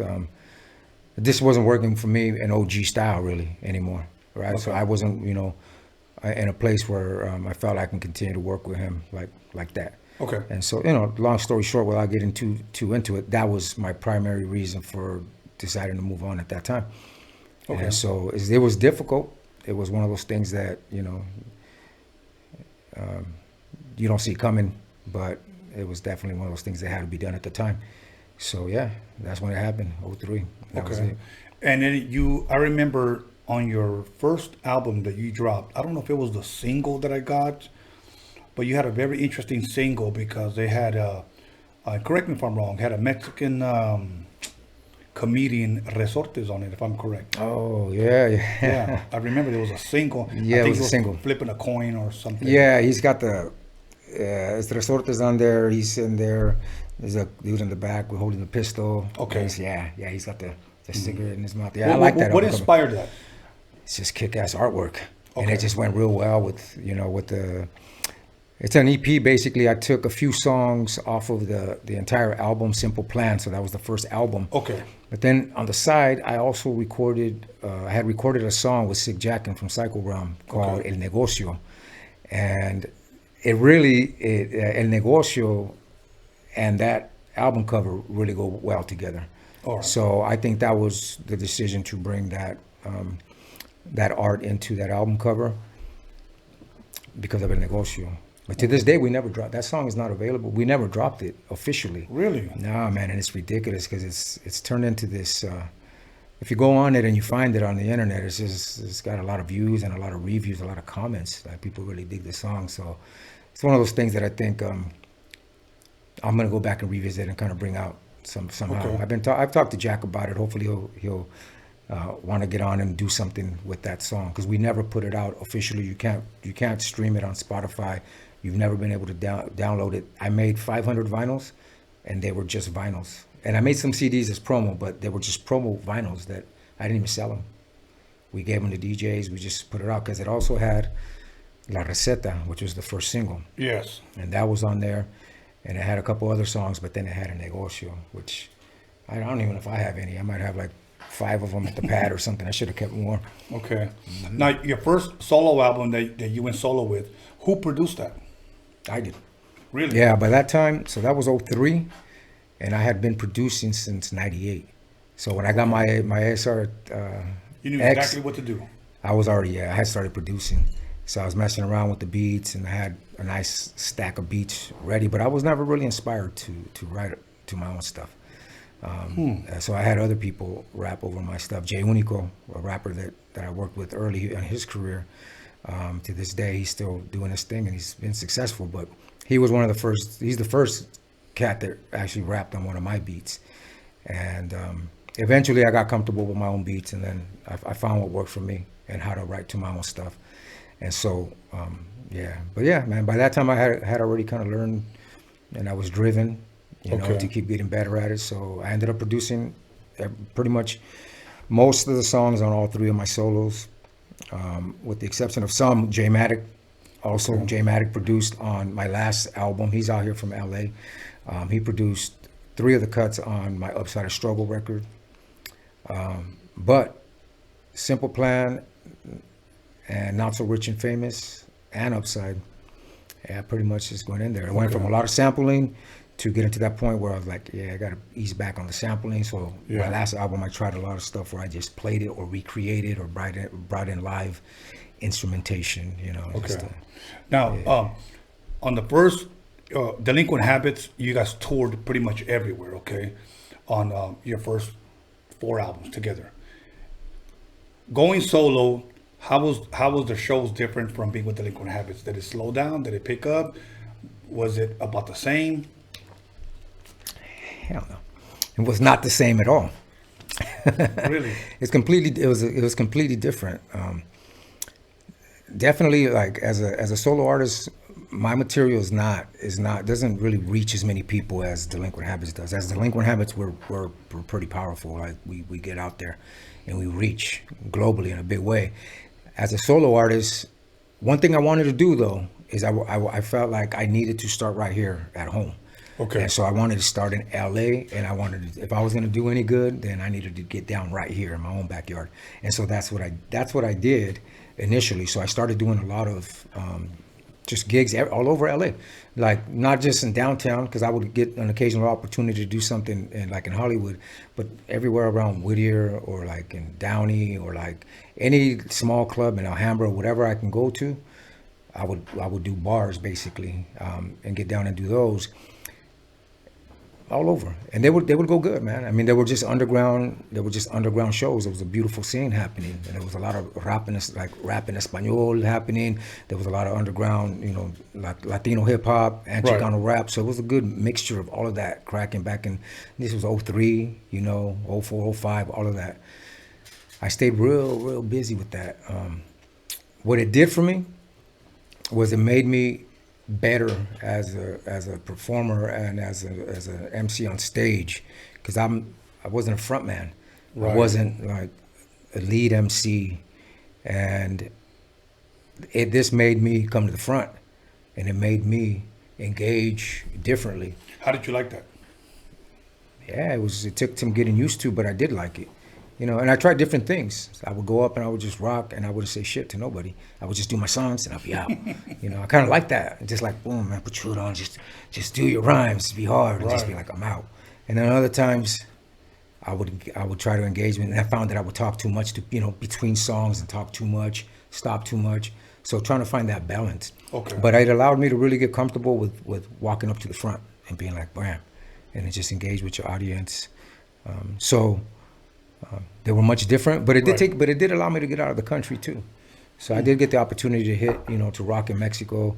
I went to Costa Rica, went to Europe. I still was able to do that. Not as much by any means, but it was good. It was good, and it was different. But 3 albums later, it was just I don't regret it. It was just something that allowed me to kind of go off in some different areas also. Yeah. When you're writing solo, you're gonna write a little bit differently. You have a different threshold that you can shoot for, because you're only speaking really for yourself. Right. So If there's one thing that you can possibly share with the public right now, or somebody that's independent, or maybe somebody that is going through what you went through, as far as maybe where maybe there was a group that they decided to go their own ways, and maybe they might be struggling or they're not sure. What's one thing that you could say going independent that you could say you've learned or you took away from all this that you can pass along to somebody else? Shoot,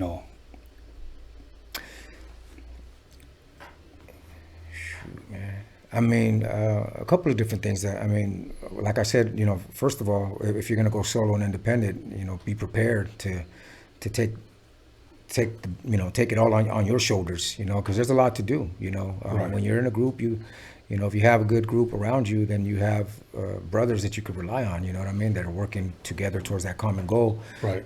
That's a really good thing. When you go on your own,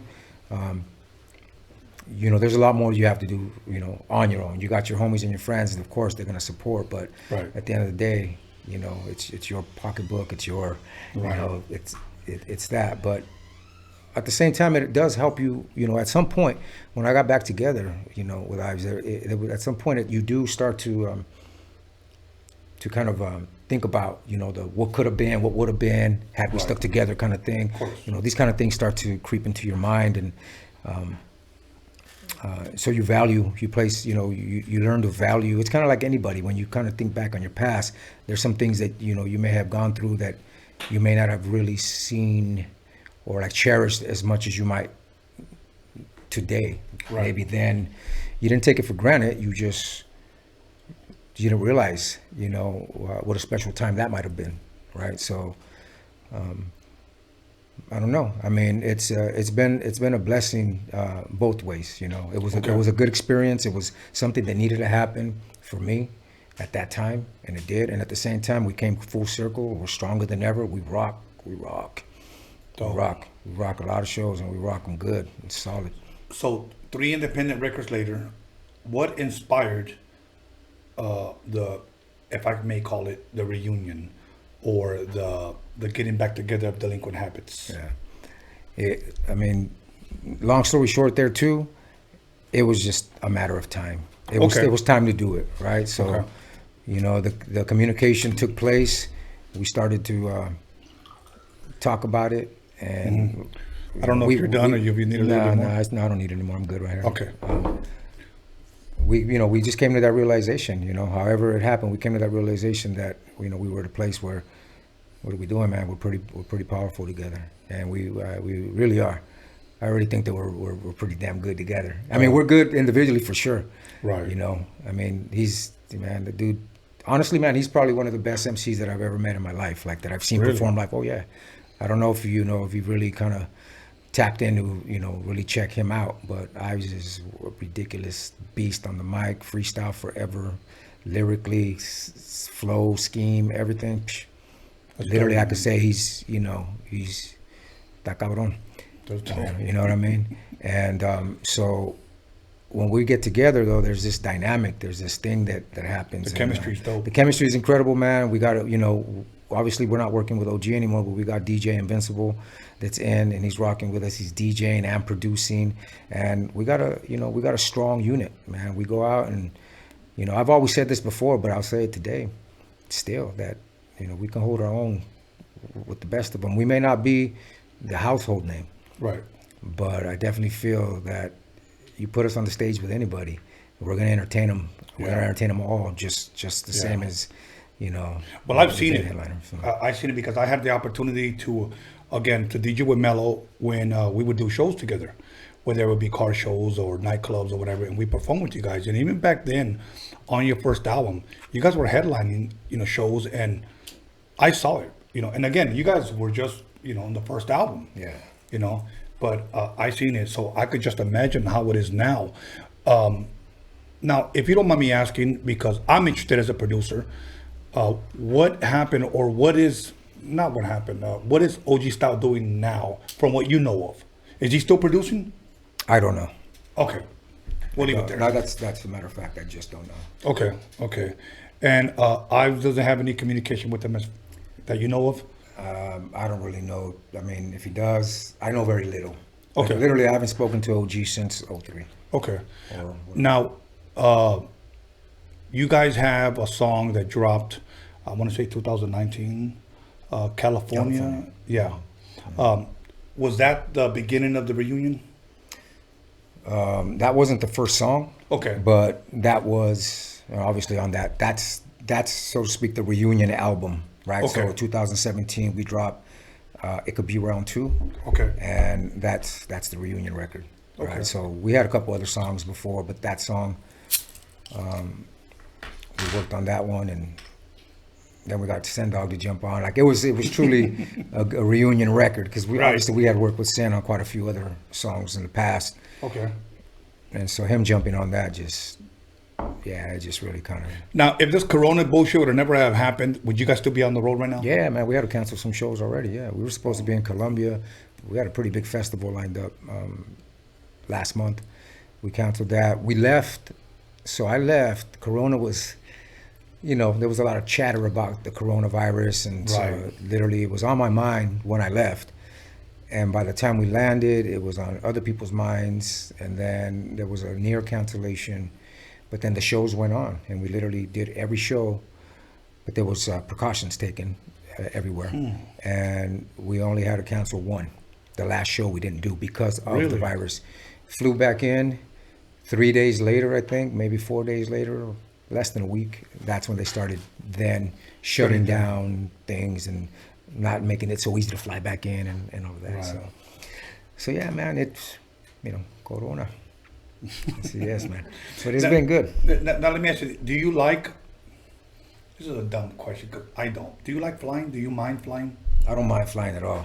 Really? So the 13 hours that where you like, chale, I'm like, no problem. But I got the routine down. I think that's why. I think there's a stress factor, like just getting to the airport and going through all that mess. Yeah, that's stressful. My whole goal is just to get to the other side of security. Once I get past security, and then you get to that nice international airport with all the restaurants and the bars. Right. And I have my spot that I go to. I do the same thing all the time. I get to the other side. I go up to the bar that I like. It's a restaurant too. I can order a meal, get a drink or whatever. Spend the next hour and a half or whatever just chilling. Get on my plane. Buckle up. Order another drink or two. Watch a movie and a half. And then it's lights out. I wake up with about 2 hours to go. And then that's it. If everything goes well. If you can't sleep, then it's a problem. But usually I can sleep. I don't really. See, I can't sleep. Yeah. See, Well, you're my- a big dude, man. See, that's probably what it is. How tall are you? 6'3". Yeah, that's a problem. See, my need a private jet. My problem is that I'm a night owl, so it's hard for me to fucking sleep, man. I'll take a couple of drinks, but I'll still be like this and buzzed and like, okay, what the fuck am I gonna do? Yeah. I watch a couple of movies, but it's just, I mean, flying to New York is just fucking long for me. It's hard for me. I used to feel that way, but yeah, now those flights, the 5-hour flight, I'm like, all right, cool. I mean, they go fast for me now. Really? Yeah, but even while we're out there, sometimes we have 5-hour drives because we're still driving, you know, because I don't, you know what I mean? Once you land there, unless I'm going to another country, you know, that I can't drive to, we're flying, we're taking short flights, or we're taking short drives, you know. Sometimes 2-3 hours, sometimes 5-6 hours. So you kind of get used to that travel thing. Right. You know. I'm going to ask you a question that you probably never been asked before. Maybe you haven't. Have you guys ever performed and got booed? Yes. Really? Can you share a little bit about that? First tour, we're on the road. So we're on the road with Korn and Limp Bizkit. So this is our maybe second tour. I think our first tour was with Ice-T. But then our second tour was a Korn and Limp Bizkit tour. It was Delinquent Habits, Korn, and Limp Bizkit. And I call it it was a boot camp, like a boot camp tour, because we were learning. And now we're learning, right? So we just come out, and now we're rocking with rock bands, right? Rock rap, rock bands. And we're in Cleveland, and we're on stage, just performing, doing our thing. And so I think at that time it was Korn would open. No, not Korn. Limp Bizkit would perform. Then Delinquent Habits would go on, and then Korn would go on. So we're literally right before Korn. Right. So, and these are all Korn fans. They're all waiting for Korn, and we come out. We got one album worth of material also, right? Right. We got one hit on there, but it's all one album. So all our materials we're doing it, and we're gonna save that one towards the end, right? So we come out, we start performing, and not everybody's really knowing who we are. You know, they're either gonna like it or they're not, or they're just waiting for Korn. Right. And so we start seeing there's some cats right there in the middle of the audience. It was about 5, so their venues were 5,000 people. Mm-hmm. So this is 5,000 people. We got a little batch of people right here, and they're just like flipping us off, booing us and shit. I got a green apple, came at me like a fastball, just I don't know if it hit me, I don't know what, but I definitely know that somebody threw an apple, picked it up. At that time I was like, we were not happy about it, and we picked it up. I threw it back at whoever it was. Dudes flipping us off. We're doing the performance and everything. And that's the time we got booed. Well, what I do remember is that by the time we came around to rocking Tres Delincuentes, that same crowd, that same batch of people that were jumping up and down, you know, they were flipping us off. They started jumping up and down, all happy and shit, like in the crowd for that song. But they were still flipping us off, so that was the funny part. He was like, "Fuck you guys," but he was like, "I know this jam. I know this jam." But really, man, that was the only time. I can't really remember us being booed. I do remember, what I do know is like, we just approach every show as an individual show. You just, some it's instantaneous and the crowd goes nuts right away, and other ones you got to build them up. It matters how old they are too. Yes. That's what I noticed too. Yes. The age of the crowd is a big deal. Yes. So you just kind of gauge each one, and you go, all right, so they're not going nuts at first, but okay. And then you just start al pasito, and then you do your thing. That's dope, man. By the end of the show, you got them. I have to confess, we got booed one time and it did not fucking feel good. They put us on a show with, it was Das FX. They had just dropped, they only had that first single. They hadn't dropped their album yet. But they were performing songs. And they fucking rocked it. We were in Atlanta. And then they put me, you know, and High C. And then Cypress Hill was going on next, the headliner. Yeah. Don't put us on those bills. You know, it's kind of like putting Lighter Shade of Brown with Public Enemy. You don't do that. I know what you're saying. But, I mean, we still got paid. And we got literally fucking booed off the stage. High C was still a teenager, and he actually showed some balls. And he was like, look, yo, check this out, man. You guys can boo me all the fuck you want, or you guys can go outside or do whatever. But unless I perform my songs, this promoter ain't going to pay me. Right. So I got to perform my shit, and it's up to you guys. And it was funny. He picked up a 2x4 that was on the side of the stage, And while he was rapping, he kept that motherfucker like this. And he told, so if anybody want to act stupid, come up on stage. Yeah. And we just did our like 5 songs and got the fuck off. Good thing is, the Cypress Hill actually went up there and told her, hey, yo, those are our homies from Cali. You need to show them love, blah, blah, blah. So they stood up for us. So I was thankful.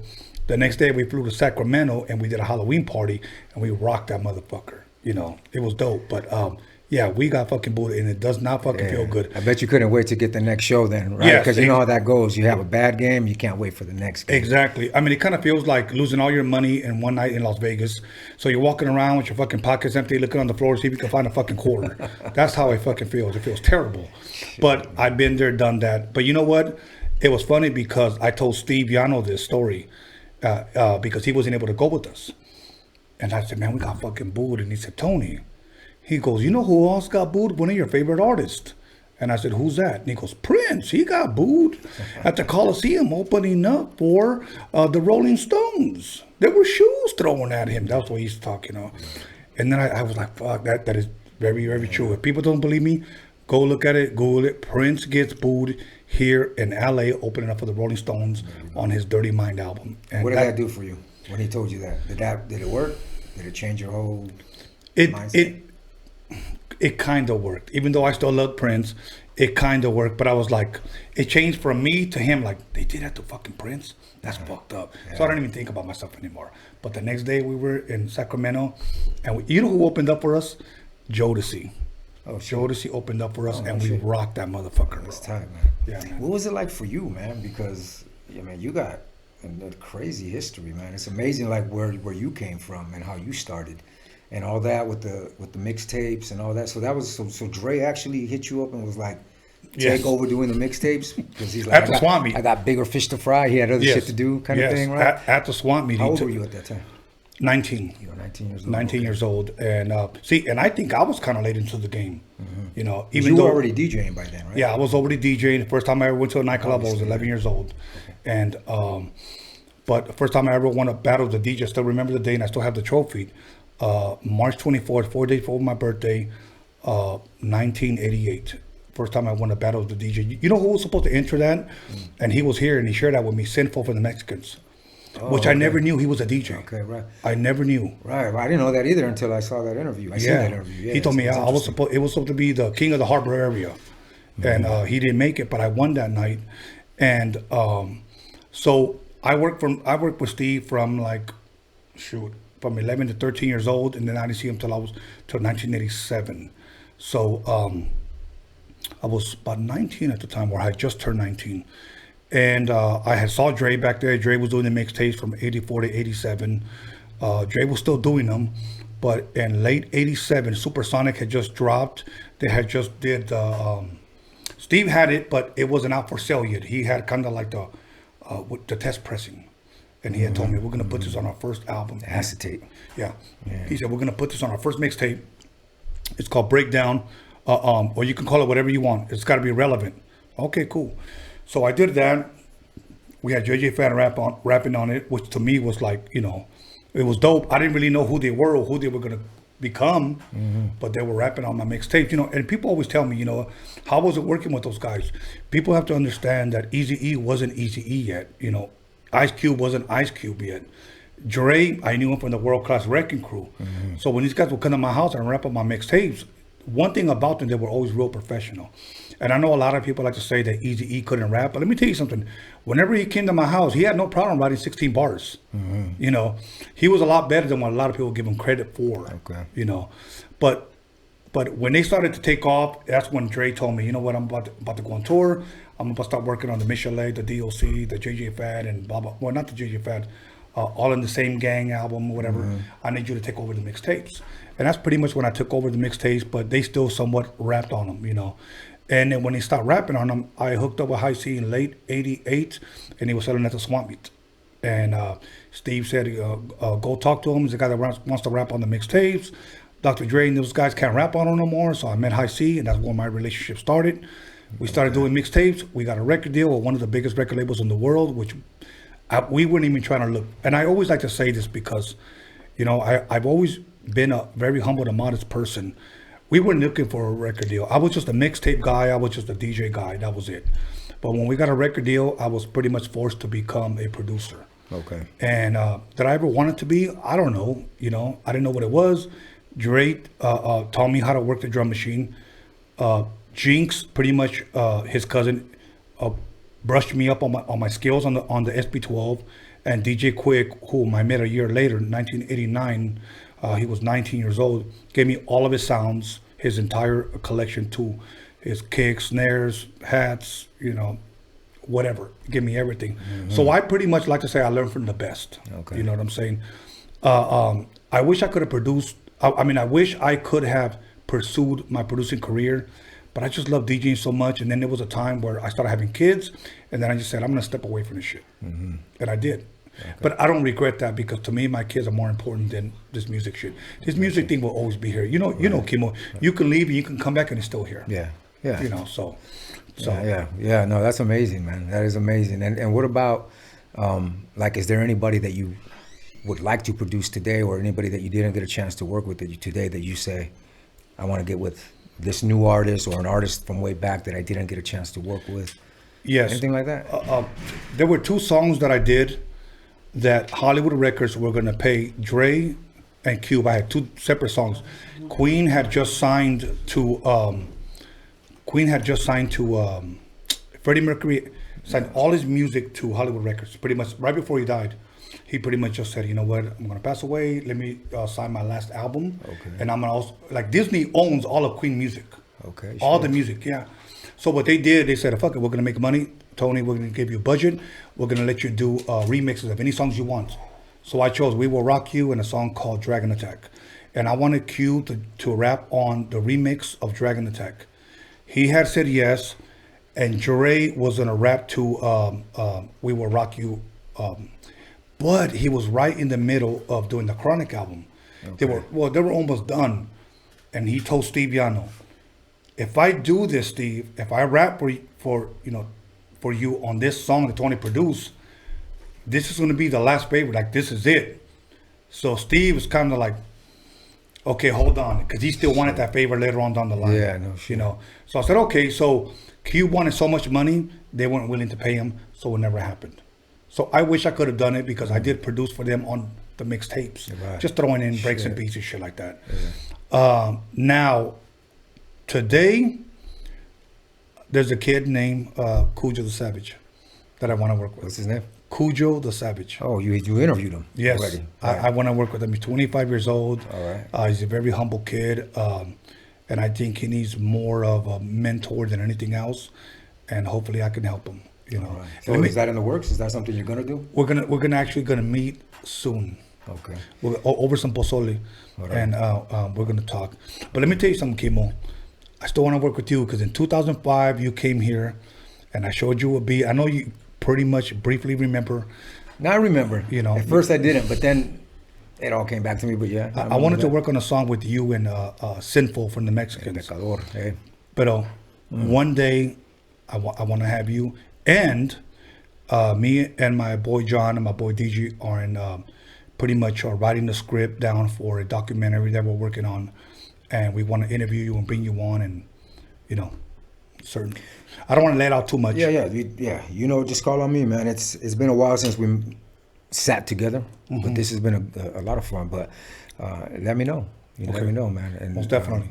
Yeah, man. I'd be honored, bro. Most dope. Now, I want to ask you this. Where can people, I know your Instagram has been coming up. We've been putting it on the screen. What can people expect from Kemo now? Any more solo projects? Is there a Delinquent Habits album coming out? I know this coronavirus thing has thrown a monkey wrench on everybody's fucking business. Yeah. Apparel, just share with us. I got like a mixed bag of a lot of stuff that I got my hands on a lot of things, or in a lot of things. But yeah, of course, the Instagram, it's at Kemo The Blaxican for pretty much everything. Music wise, just if you haven't checked them out, I tell people just check out go back and check out. If you haven't heard, It Could Be Round 2, which is the latest album that we dropped with Delinquent Habits. Okay. That's the one we've been touring on for a while. Wow. We're definitely in the the process of creating some new material. So that should be coming soon, and this is a good time to sit and write and finish some things up. It's got us locked down right now, but there'll be some new material coming for the DH fans out there too. But it could be round 2 is the one where you can call it that reunion record.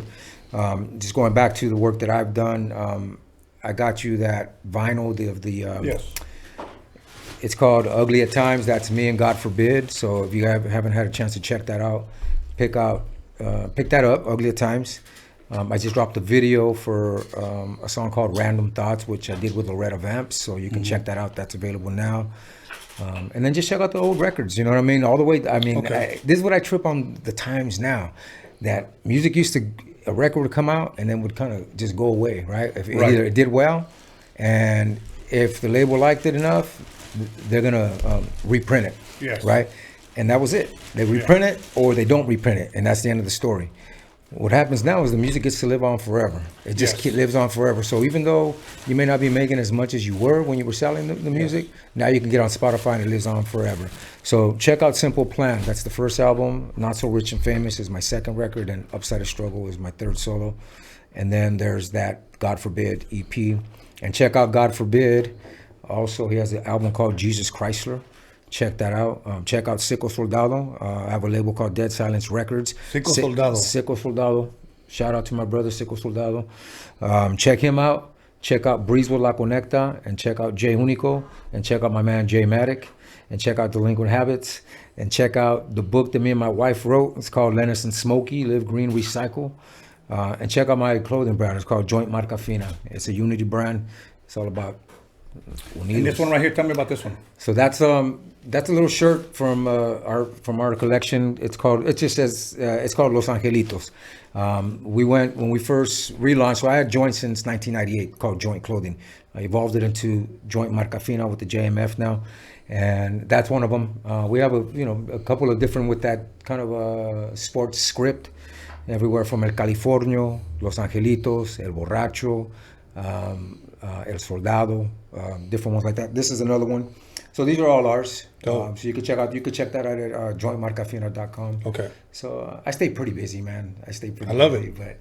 And big shout out to my family, my wife Charlie, my son Brooklyn, my other son Rebel, and my daughter Nova. And big shout out to everybody, all the DH family, all the Dead Silence family.